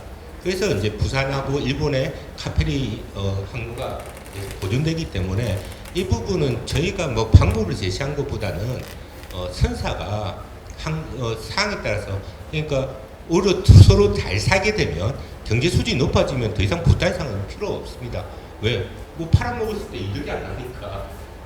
그런 날이 곧 올 거고요. 그렇게 되면 지금 보따리상이 만약 의존하고 있다면 그 선사는 결국은 망하게 될 겁니다. 그런 식으로는 하지 못합니다. 이걸 이제 화물에 대해 설명드리면, 저희가 조금 놀랬던 게 그거죠. 코로나 때 여객이 안 실었지 않습니까? 그런데 적자가 난 선사가 없었습니다. 화물만 싣고 다녔거든요. 그리고 여객 부분에 승무원이나 있는 비용이 줄어들면서 오히려 화물만 싣고 다녔던 것들이 결국은 흑자를 냈거든요. 그 애들도. 그게 무슨 말이냐면, 지금의 형태로 봤을 때는 지금 제가 느끼는 평택항의 저희 한중 카페리스는 굳이 여객이 중요하지는 않아요. 화물이 충분하게 있다고 보고, 조금 더 들어가면 지금 대주주들이 한 명으로 통일되고 있는 느낌이에요. 산둥순, 무슨 말이냐면 내부적으로 또 조정이 또 돌아가고 있는 거거든요. 알고 보면. 왜냐면 자기사들이잖아요, 결국은.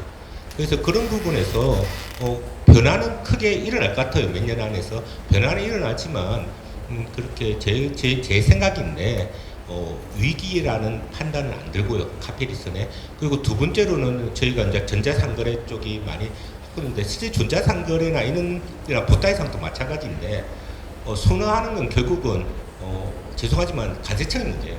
관세청이 좀 유화적으로 나오면 그 항로에 몰려요. 사람들도 오고 몰리는데, 관세청이 딱딱하게 넣으면 뭐 인천하고 가기도 하고 예전에 그랬거든요. 그러니까 그런 부분에서의 문제는 세부적인 문제고, 직접적인 문제는 결국은 제 생각에는 크게 저희 카페리선 상태는 화물 운송 위주로 가도 살아남았던 곳이기 때문에 천진하고 조금 다른 형태거든요. 그리고 그것도 있습니다.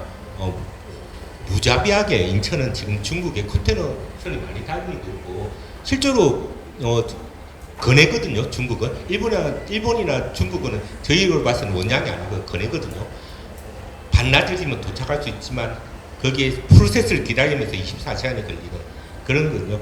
카페리는 그 프로세스에 좀 우수권을 가지고 있기 때문에 빨리 더 들어갈 수 있는 거거든요.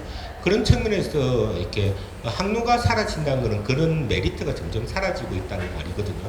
그러면 천진 쪽의 항만이 좀 더 자동화되고 좀 효율적으로 변하니까 카페리가 빨리 갔을 때에는 운임의 차이, 운임 차이가 분명히 존재하거든요. 카페리 컨테이너 화물하고 일반 컨테이너 화물하고 운임 차이가 컸었는데 그게 상쇄되는 부분들이 생기고 있을 겁니다.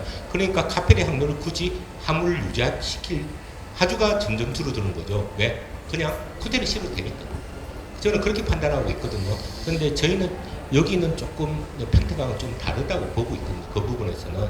그래서 이렇게 지금 회장님 걱정하시는 그런 위기상은 금방 닥칠 수 있는 건 아닐 거라고. 아니 근데 이제 그 말씀 중에 여객을 실지 않고 화물만 태우니까 오히려 경영수지가 계산됐다는 얘기인데 이게 이제 뭐 본선에 그러면은 승무원들 줄이고 뭐 한중간에 그 터미널에 직원 숫자 줄이고 뭐 이제 이렇게 저렇게 해보니까는 컨테이너만 싣는 그런 경우가 생겼는데 근데 이게 엄격히 얘기한다 그러면은 카페리는 사람이 타야 되는 거거든요. 그렇죠. 예, 그러면 이게 원가면으로만 본다 한다 그러면은 사실은 카페리가 해야 되는 소임을 다 하지 않은 건데 이게 뭐 우리 정부나 우리 뭐 해수청이나 뭐 우리는 원하는 바는 아니에요. 이게 보면 이게 정상적인 운항을 원하는 거고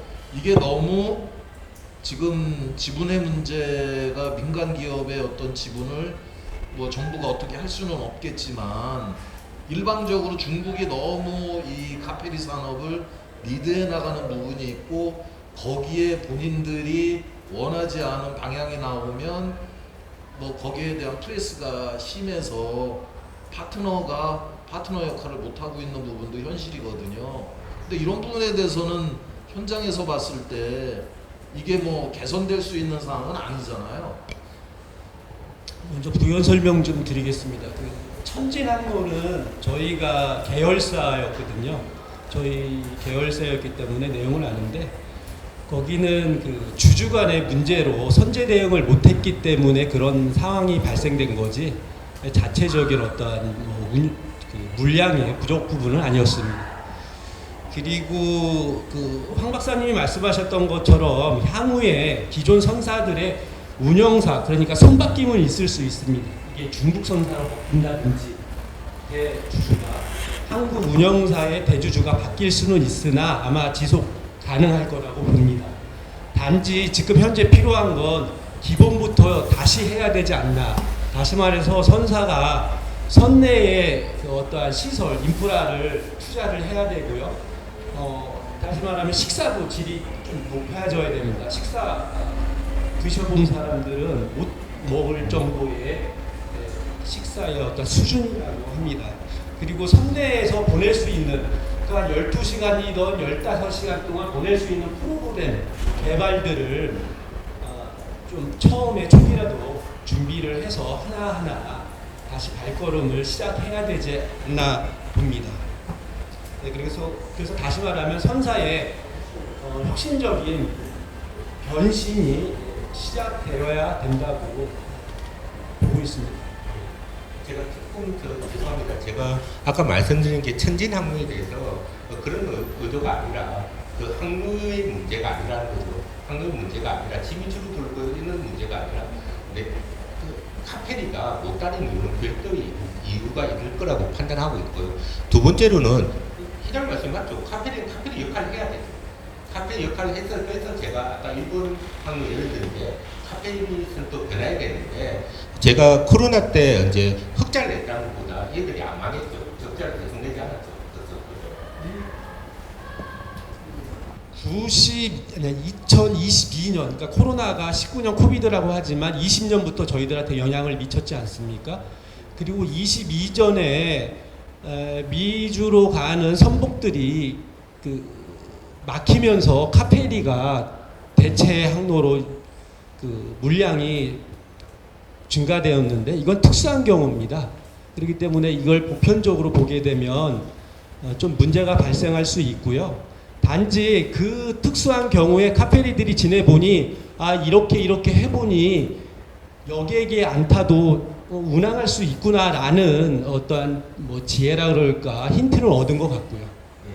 아니 그게 이상하게 변형돼 가는 것 같아서 우려스러운 거고 그거를 그 손원회사 과장님이 계셔야지 되는 것 같은데 그거를 이렇게 놔둘 수만은 없는 거잖아요. 사실은 보면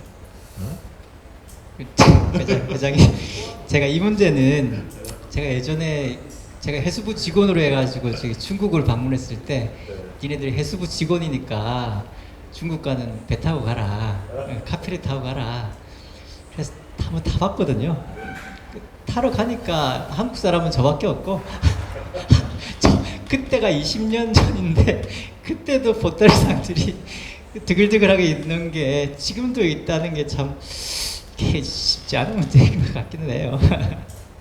네, 맞습니다. 근데 이제 분명한 거는 이게 카페리 사업 초기에 한중 간의 상호 호혜 평등의 원칙에 의해서 지분도 똑같이 투자를 하고 뭐 이렇게 해서 시작됐는데 이게 이제 뭐 나름대로 그 민간 사업이긴 하지만 공익이 가미되어 있고 공공의 이익이 필요한 부분이기 때문에 항로에 대해 가지고서 한중 해운회담을 통해 가지고서 가는 부분이 있는데 교수님 이거 어떻게 좀 개선할 방법이나 대안이나 뭐 해외 사례 같은 건 좀 없나요? 이 우선 크게 한번 생각해 보면 이제 한중 뭐 교통장관이죠 사실은 한중일 뭐도 있고 이제 한중인데 예를 들어서 컨테이너선의 항로 개발이 있고 또 카페리에 대한 항로 개발이 있지 않습니까? 근데 이제 아까 회장님이 평택항의 선사들이 국적 선사만 오다 보니까 한중 항로를 개발을 해갖고 어찌됐든 중국 선사가 막 싸누님의 단이라고 말씀을 하셔놓고 방금 전에는 이제 장관회의에서 철저히 관리해갖고 50대 50 원칙을 하시라면 이건 반대거든요. 근데 제 생각에는 뭐 부연 설명이면 여객은 사실은 저도 아까 과장님 말씀하신 내일 중국 간다 그러면 비행기로 가는 기쁨을 느끼지 배 타고 간다고 생각 안 할 거예요. 그러면 누구나 배 타고 간다고 생각을 해야지 되는데 그게 안 되고 그럼 왜 그러냐면은 이미 비행기 타고 가는데 익숙한데 왜 배 타고 가라는 거지 시간을 많이 잡아먹고 그럼 이제 또 하나는 뭐냐면요. 그러면 따이공들이 안 온다고 치면 중국의 관광객이 단체로 와야 되는데 예전에 많이 왔죠. 그래서 이제 했는데 어찌됐든 사드 문제 때문에 이제 단체 관광객은 지금 어떻게 되는지 모르겠지만 안 오시고 배 타고는 안 오지 않습니까? 그럼 또 하나는 이거죠. 중국 사람도 이제 돈 못 벌어도 비행기 타고 와요 한국에. 그 사람들 보고 배 타고 오라고 그러면 얘기 안 되는 거예요. 왜? 그럼 비행기를 LCC를 다 없애버려야 되는. 그게 KMA에서 예전에 연구했던 것 중에 하나가 있는데 그게 쉽지는 않아요. 그러면 이제 화물은 왜 그러냐? 아까 우리 황두건 팀장님 말씀하셨다시피 컨테이너선을 타는 것보다는 카페리를 타는 게 운임이 비싸도 빨리 가요. 근데 그 운임이 비싼 게 예를 들어서 비행기 타고 가는 것보다는 완전히 싸요.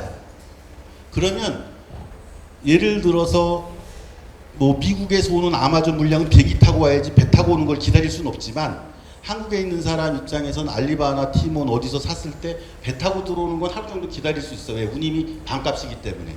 그러니까 제 생각에는 인위적인 건 없다. 그럼 어떻게 되냐면 아마 뭐 우리 여러분들 말씀했지만 선사가 이래저래 좀 더 해보고 거기서 찾아야지 이거를 인위적인 노선을 만들어 준다고 하면 나중에 뭐 사실은 답이 없죠. 제가 봐도 여객은 이제 줄어들 거예요. 그러면 선사가 그 안에서 고민을 해야 되는 거고 예를 들어서 지분율도 그렇습니다. 사업이 안 되니까 지분을 파는 거 아닙니까? 그리고 같이 하다가도 서로 쪼개지는 거 아니에요. 우리 LG도 허씨하고 구씨가 나눠줬잖아요. 왜 나눠줬죠? 자기들끼리 그냥 나눈 거예요. 나중에 하다 보면. 이것도 인위적으로 하기는 개항할 때는 하겠지만 어찌됐든 개인 사업이고 뭐 중국은 잘 모르겠습니다. 근데 어쨌든 지분 구조가 있으면 거기서 본인들이 한국도 사업이 된다고 치면은 중국 자본 다 인수해갖고 배 누르면 되는데 안 하잖아요. 돈이 안 되니까. 중국도 되는 데만 하겠지 안 되는 데는 또 안 할 거예요. 제가 보기에는. 그러면 항로들이 점점 없어지고 뭐 이런 것도 나오겠죠, 사실은. 참, 네, 오늘 뭐 많은 얘기 중에 했는데 그 시간이 지금 네, 많이 됐고, 네, 마지막으로 저 PA 얘기 잠깐만 하겠습니다. 과장님, 우리 평택항 PA 매출이나 규모 면에서 불가능하죠, 현실적으로. 계산 자체를 알고 있습니다. 아, 그렇습니까? 좋습니다. 우리 저기 황 박사님, PA 계산해 보셨어요? 국가 PA?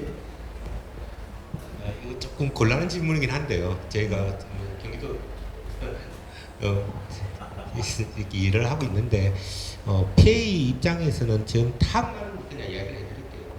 PA가 충분히 수입을 벌어야지 수입을 벌고 있죠. 그러니까 PA를 설립하려면 그만큼 스스로 자립성이 있어야 되는데 독립채산제가 돼야 되는데 평택항이 과연 독립채산제가 가능할지에 대해서는 캐션마크를 들고 있다. 우리가 지금 한 300억 정도 나오나요, 매출이?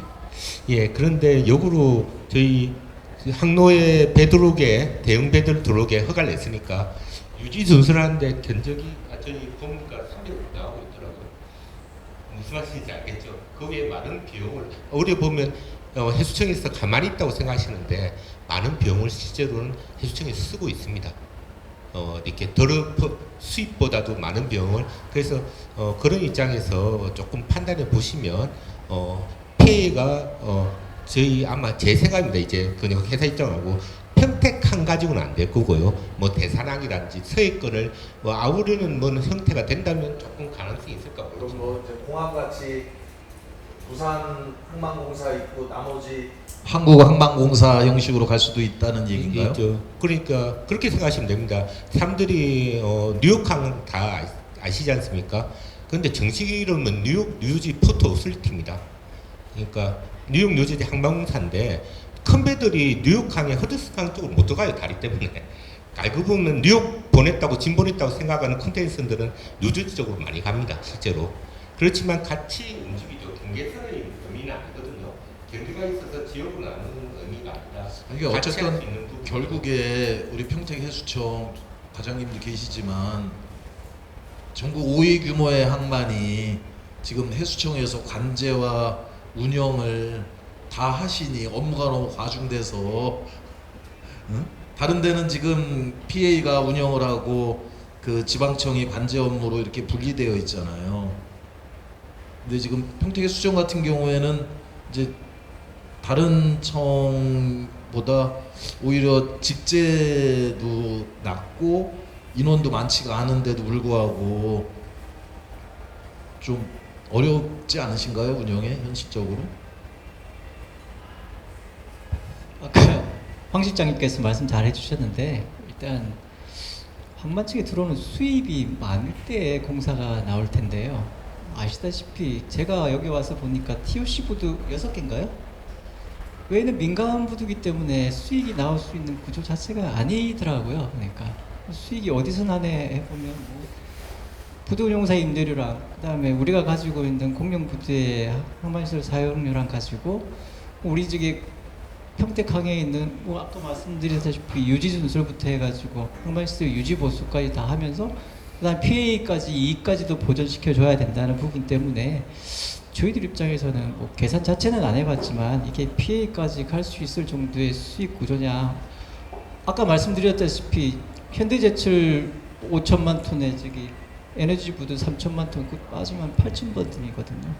8천만 톤 빠지다 보면 이게 뭐 이게 수입 화물 수입 가지고 그러면 어느 정도의 수익이 나올 거냐라는 부분을 보면 제가 볼 때 PA는 죄송합니다. 오늘 이제 방향을 설명드리는 자리인데 현황만 가지고 제가 말씀드려서 죄송한데 여하튼 좀 현재 상태는 그런 상태지 않을까 싶습니다. 예.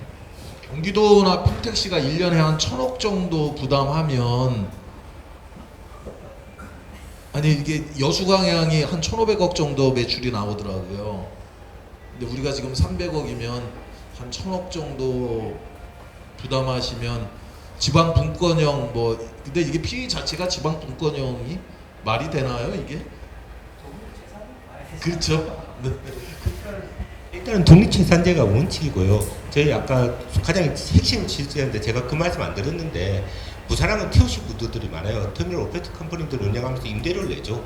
여기는 민간 투자 항만이 많습니다. 뭐 기아 자동차 정년 부두 이런 애들이 다 민간 투자 항만이죠. 그런 애들이 많은 형태에서의 항구를 가지고 있기 때문에 주요 수입인 항공사의 주요 수입인 임대료가 좀 부족합니다.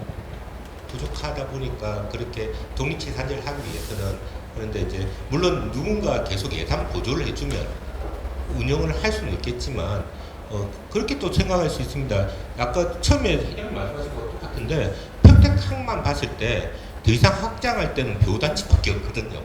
평택시로 그냥 가려지 않는다면 더 이상 이렇게 확장할 수 있는, 스스로 확장할 수 있는 부분이 거의 없거든요.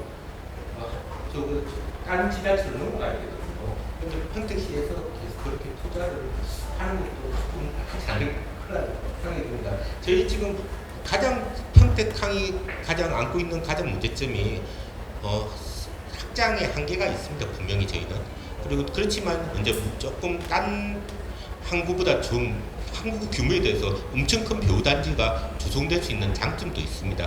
그게 이제 확장성이 좀 있다고 말씀드리고 있는데, 이렇게 화성시로 간다든지 뭐 당진으로 가는 입장에서 이제 평택시가 과연 이렇게 투자를 할지는 저는 조금 캐치만. 오, 의미 있는 얘기네요. 결국에 당진에도 컨테이너 구도가 필요한 상황인데. 제가 PA에 대해서 좀 말씀드리면, 우선 기본적인 PA의 설립 배경은 지방의 항만을 이양하는 겁니다. 처음에 도입됐을 때.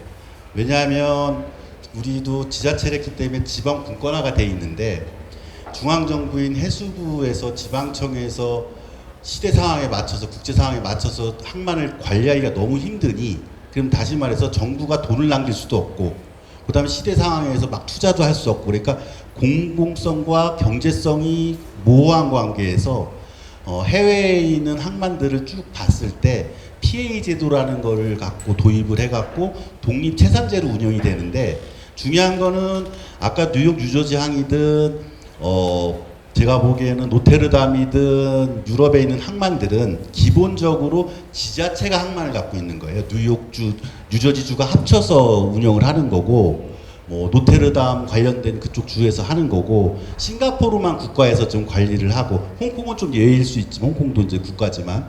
근데 이제 우리가 갖고 오면서 이게 아주 100% 따온 게 아니라 우리 여건에 맞춰서 하다 보니까 이제 무슨 말이 나오냐면은 국가 PA란 말이 나오는 거예요.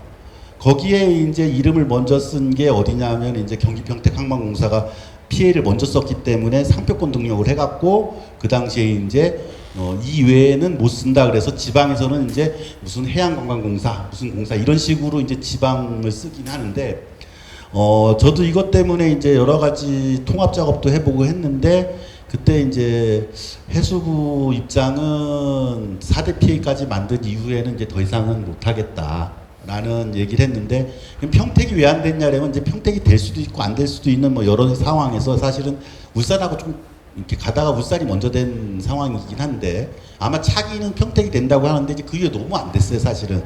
그러다 보니까 이제 중간에 나온 게 이제 국가 예산이 많이 태우질 못하니, 거기서 나온 것 중에 하나가 그냥 우리도 PA를 하자라고 해서 나온 것 중에 하나가 이제 PA 통합론이라든가, 아니면 그 이후에 나온 게 그러면 뭐 서해안권 PA, 남해안권 PA, 동해안권 PA 뭐 이런 이제 PA도 나오고 뭐 여러 가지들이 나왔는데, 제가 보기에는 실질적으로 평택만 봤을 때는 자체적으로는 쉽진 않다. 그러니까 수익이 많이 안 나오기 때문에, 그러면 그런 방법은 뭐냐면은 여수광양항만공사처럼 포스코에다가 할인료 준 거를 다 없애야 돼요. 그럼 1년에 150억, 200억씩 해갖고 포스코에다가 항만시설 사용료를 받아야 되는데, 그러면은 이제 현대제철 뭐 이런 데들도 뭐 자가부두니까 어쩔 수 없고 뭐 임대를 해, 그렇다 보면 이제 나머지 부두에서 들어오는 할인료들을 없애갖고 할증을 시켜갖고 받으면 또 이제 문제가, 그러면 선사가 들어오겠습니까? 옆에 인천항이나 대산항은 엄청 싼데 또 이게 또 문제가 있고, 그래서 사실 단독 피해는 거의 어렵다라고 제가 생각 들고, 그러면 이제 도에서 평택시에서 돈을 이렇게 태워줘야 되는데, 그게 또 사실은 경기도 23기 시군 중에 1,000억을 태우면은 의정부는 어떻게 되겠습니까? 사실 양주군 뭐 이런데 이게 쉽지는 않아요. 사실 이게 타협이 필요하다 사실은.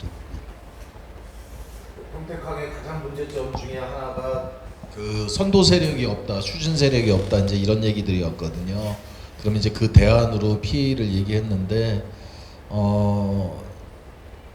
제가 20여 년간 현장에서 봤을 때 예전에 우리 경기 평택항만공사 전신이 있었어요. 예전에. 그래서 경기도와 평택시 공무원들이 연계해 가지고서 추진단을 만들어 가지고서 업무를 갈 때 참 열심히 했었거든요, 그때.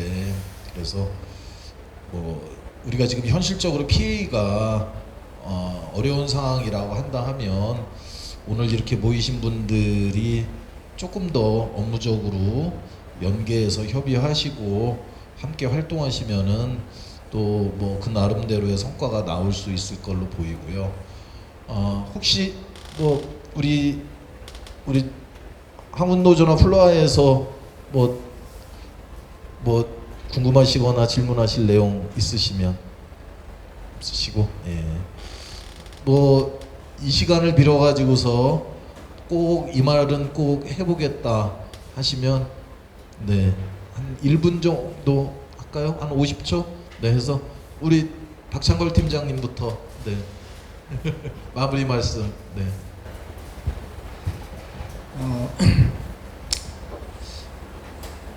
생각 안 했어가지고 죄송합니다. 평택시에서 하다 보니까 평택시에서 실질적으로 항만에서 특별히 지원하거나 할 사업이 마땅한 게 사실 없더라고요. 하면서 참 답답한 부분이 있어요. 모든 거 하는 거 해수통을 통해 가지고 일을 해야 되고 자체적으로 할 수 있는 사업이 참 없다 보니까 어떻게 해야 될지, 뭘 해야 될지 그런 부분이 참 안타깝습니다. 그리고 그나마 우리 평택시에서는 친수시설 개발이라든지 이런 부분으로 개발 사업 위주로 진행하고 있습니다. 친수시설을 하면서 해수통을 많이 부딪히고 있는데요. 우리 입장도 있어요. 평택시의 주민들이 친수시설을 갖다가 많이 보고 싶어 하는데 마땅히 다 항구로 막혀 있다 보니까 그런 볼 수 있는 공간이든지 그런 부분이 없다 보니까 참 어려운 부분이 있어가지고 앞으로도 친수시설 개발이든지 이런 부분을 갖다 좀 더 많이 해가지고 나갈 수 있도록 하고, 이 부분에 대해서 우리만 할 수 있는 게 아니라 해수청에 많은 도움을 받아야 됩니다. 앞으로 많은 도움 부탁드리겠습니다. 이상입니다. 저는 조금 반대된 이야기인데 저는 조금 항만주의자입니다. 그냥 항만은 항만으로 있었으면 좋겠다는 생각을 가지고 있습니다.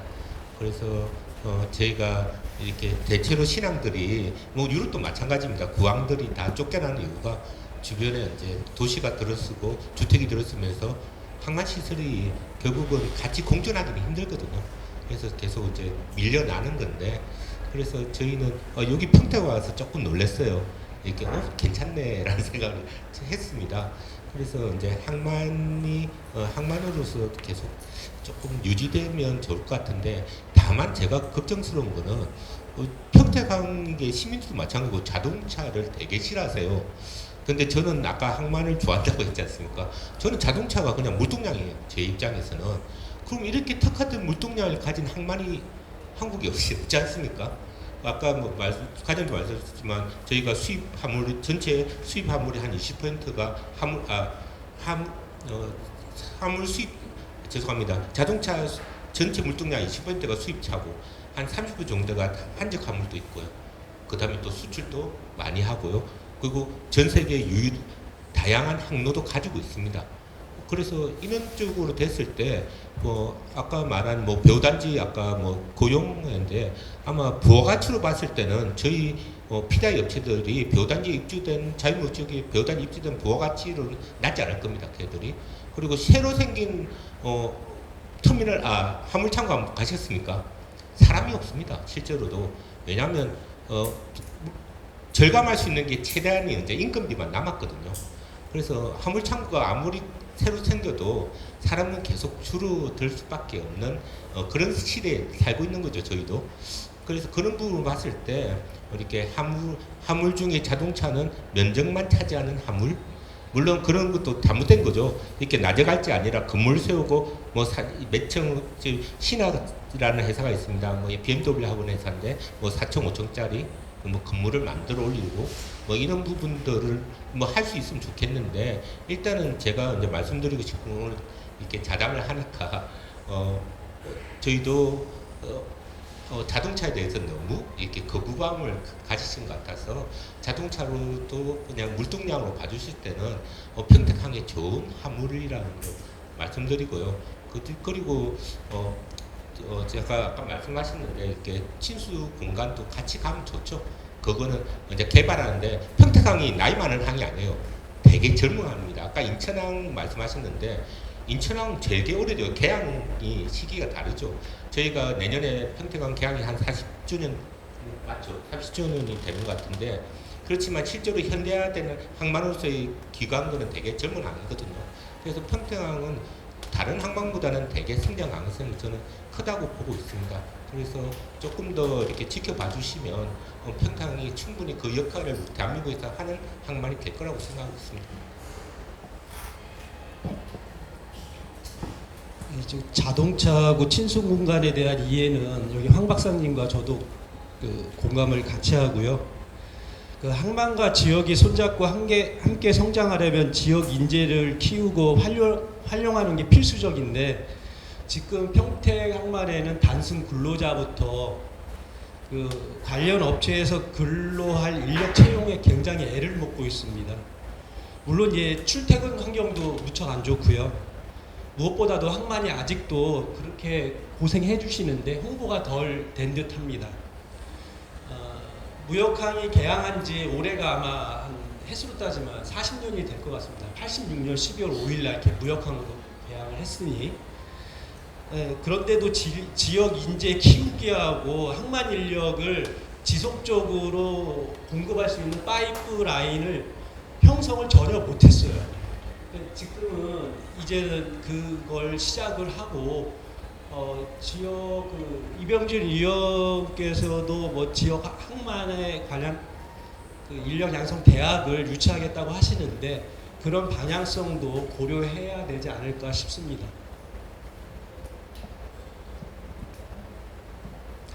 네, 오늘 만나 뵙게 돼서 반갑고요. 오늘 제가 주제를 잘 몰라가지고 발전 방향에 대해 가지고 제시하는 방향이 됐었어야 했는데 현황 위주로 말씀드려가지고 좀 죄송스럽다는 생각은 하고요. 그래도 현황이 있어야지 나중에 개선이 되고 문제점이 파악될 테니까 그런 점에서 말씀드렸고, 제가 보는 평택 항만은 그렇습니다. 일단 수입이 많더라는 부분이 첫 번째고요. 부족한 게 있다 그러면 수출을 좀 메꿔야 되는데, 그럼 수출을 함으로는 어떤 걸로 메꿔야 될까? 그런 부분을 조금 고민해 보면, 일단 수출 화물에 대해서는 이게 너무 미시적으로 보지만 우리 카페리 항로에 보따리 상들 많지 않습니까? 이 양반들 중국으로 가지고 가던데 그 물건들이 뭘지가 궁금해요. 그것들이 저희들이 수출로 해버리면 되지 않을까? 그럼 갑자기 지나가는 생각으로 그 정도 생각이 들었다는 생각이 들고, 하여튼 저희들은 수출을 어떻게 하면은 더 잘할 수 있을까가 제가 볼 때는 저희들 항만청이나 아니면 여기 같이 계시는 공사분들이랑 고민해야 될 부분이라고 생각하고요. 그 다음에 저희들 친수시설 이야기하셨는데, 저도 딱히 친수시설은 제가 생각할 때 친수시설은 항만에서 친수시설은 일단은 부두가 좀 노후화가 좀 되어야 된다고 생각합니다. 친수시설을 생각할 때는 아마 부두가 조금 많이 노후화돼야 되지 않느냐. 이 말씀 드린 이유는 저희들 부산 같으면 부산 북항에 뭐 지금 마지막으로 남은 게 화치산 터미널이라고 그러던데 화치산 터미널도 옮기게 되면 이제 부산 북항이 재개발되지 않습니까? 재개발되는 것 자체가 친수 공간이라고 보는 거거든요.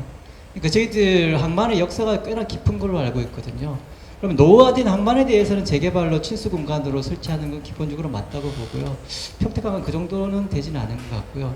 두 번째로 제가 마산항에 있다 보니까 마산항도 1부도 2부도 중앙부두가 있습니다. 뭐 어느 때 얘네들이 다 유효화되는 그런 일이 생겼어. 여기도 친수공간으로 조성됐습니다. 여기 부두의 용도가 부두의 시설로서 용도로 기능을 못하기 때문에 친수공간으로 바꾼 경우는 있거든요. 근데 평택항 같은 경우는 아직까지 제가 볼 때는 자동차 부지가 많이 부족한 항만으로 보여서 좀 부지는 조금 활용하는 차원에서 조금 생각할 부분은 좀 있겠다. 이 정도로 말씀드리겠습니다. 감사합니다. 예, 여기 지금 오늘 계신 분들은 다 내부자고 저는 이제 외부에서 있는 사람인데 지금 제가 생각해 보니까 2004년부터 항만을 이제 뭐 박사과정부터 연구를 했는데 제가 한 10몇 년을 평택항으로 해서 이제 항만을 스터디를 했어요. 그러다가 이제 뭐 여러 가지 보고서도 이제 평택을 위해서 많이 작성을 했고 뭐 그 중에 일부는 실현된 것도 있고 아닌 것도 있고 이제 그렇긴 한데 최근 이제 코로나 이후부터는 제가 이제 뭐 평택보다는 뭐 대산 최근에는 이제 김제시 그 새만금 신항을 갖고 이제 일을 하는데 그 기초는 사실은 이제 평택에 일했던 그 바탕을 갖고 하는데 그분들의 목표는 이렇습니다. 지금 여기 계신 분들은 평택항이 인천 부산항처럼 좀 커졌으면 좋겠다. PA가 됐으면 좋겠다. 뭐 어찌됐든 이제 중앙정부의 관심을 좀 많이 가졌으면 좋겠다라고 하지만 그렇지 않은 새로운 항만들은 목표가 뚜렷합니다. 부러운 평택항을 위해서 타도 평택항입니다. 우리는 평택항만큼만 했어도 좋겠다. 제가 생각에는 여기 해수청, 뭐 평택시, 경기도 공사 계시지만 잘하고 있어요. 잘하고 있고 제가 보기에는 괜찮다. 여러 가지 사업들을 유기적으로 좀 어차피 기관이 다르기 때문에 삐걱삐걱하는 건 있지만 이 시민단체 포함해 갖고 어떻게 보면 다른 데보다는 낫다. 뭐 예를 들어서 대산항 같은 경우는 대산 그 서산시에 있는 과도 해체해 갖고 분리시키고 김제시 좀 이상해지고 지금 신세하고 지금 군산시는 난리가 났습니다. 지금 무역항에서 군산항 이름 빼갖고 지금 군산하고 새만금 신항을 합쳐서 새만금 항으로 가는 바람에 군산은 지금 폭도 일어나기 전입니다. 지금 사실 군산지방해양수산청에 계신 분들도 지금 되게 위기감을 느낀다고 하는데 뭐 동해도 그렇고 포항도 그렇습니다. 사실은 포항도 영일만 신항 만들어 놓고 그거 포항하고 따로 있다가 지금 영일만 신항 경북도에서 투자해 갖고 한 거 자본 잠식 들어가 갖고 뭐 하지도 못해요. 부두에다가 지금 중량물이나 깔아놓고 있습니다. 사실은 결국은 평택항이 목표는 당연히 위는 맞는데 지금 너무 내 자신을 낮춰볼 필요는 없다. 근데 시간이 좀 필요는 하다 생각이 듭니다. 그래서 앞으로 조금 더 뭐 유기적으로 잘 협력하시면 그래도 좋은 성과가 있지 않을까라는 생각을 합니다. 네. 제가 어디선가 이런 얘기를 한번 했는데 해운 전문지 기자들이 저한테 보낸 자료에 몇 해 전에 그 해양수산부 국정감사에서 그 군산이나 기타 항만 쪽에 있는 의원님들이 왜 정부는 평택항만 그렇게 키워주냐 이런 불만을 얘기하셨어요. 그때 제 기억으로는 김영춘 장관님 시절인 것 같은데 정부가 키웠다는 것보다는 지자체에서 열심히 한 부분이 많습니다. 이제 이런 답변이 있었고 저도 군산 쪽에 우리 저기 항운노조 위원장님 말씀으로 군산 항운노조 위원장님이나 그 관계자들을 제가 몇 번 만나서 평택항하고 그쪽 현안에 대해서 얘기한 적이 있는데 평택을 부러워하는 것은 사실입니다. 그리고 평택에 대해서 경쟁 심리나 질투심 많습니다. 군산뿐만이 아니라 목포, 동해 뭐 인근에 있는 많은 항만들은 평택항이 이렇게 급성장한 거에 대해서 배 아파합니다, 사실. 그리고 말씀대로 경기도 또 경기평택항만공사 평택시 역할에 대해 가지고 타항만에서는 벤치마킹할 정도로 잘해주는데 저희 입장에서 좀 더 잘해주십사 하는 그런 말씀 드리고 싶은 거고, 다만 경기개발연구원이나 이런 쪽이 좀 평택항이나 항만물류에 좀 더 관심 가져주셨으면 하는 부분이고, 이제 평택시도 좀 시정연구원을 뭐 만든다든지 항만에 중장기적으로 좀 그 발전 방향에 대해서 고민할 필요는 있다, 이런 말씀 드리고 싶고, 아까 그 친소공간 말씀하셨는데 우리 항만물류과가 친소공간에 대해 가지고서 집중하고 계신다는 얘기는 사실은 또 지역 주민들이 원한다, 이런 얘기는 글쎄요, 조금은 좀 더 심각하게 생각해야 될 부분이 있습니다. 그리고 여기서 우리 평택시는 그 공원시설과 항만물류시설의 충돌에 대한 대안도 제시해 주셔야 돼요. 그 대안이 합리적이고 객관적인 대안이 나와야지만 그 부분에 대해서도 공감을 하고 인정을 해줄 거라는 얘기죠. 제가 홍보 아카데미를 올해 현재까지 16번을 진행을 하면서 많은 분들이 아쉬워하는 부분들 중에 하나가 그런 부분이었거든요.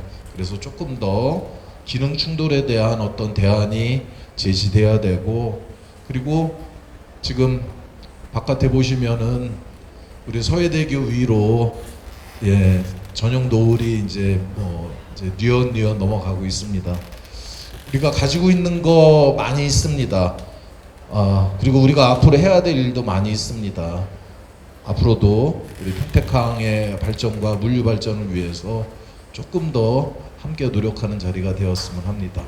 그 아까 우리 과장님도 그 뭐 친수공간은 그 항만이 노후화됐을 때 그 말씀 주셨는데, 저는 이제 조금 의견은 달라요. 항만이 노후화됐을 때 친수공간으로 바꾸는 게 아니라 항만 주변에 주거 밀집 지역이 조성되면은 친수공간으로 바꿔나가는 게 대세거든요.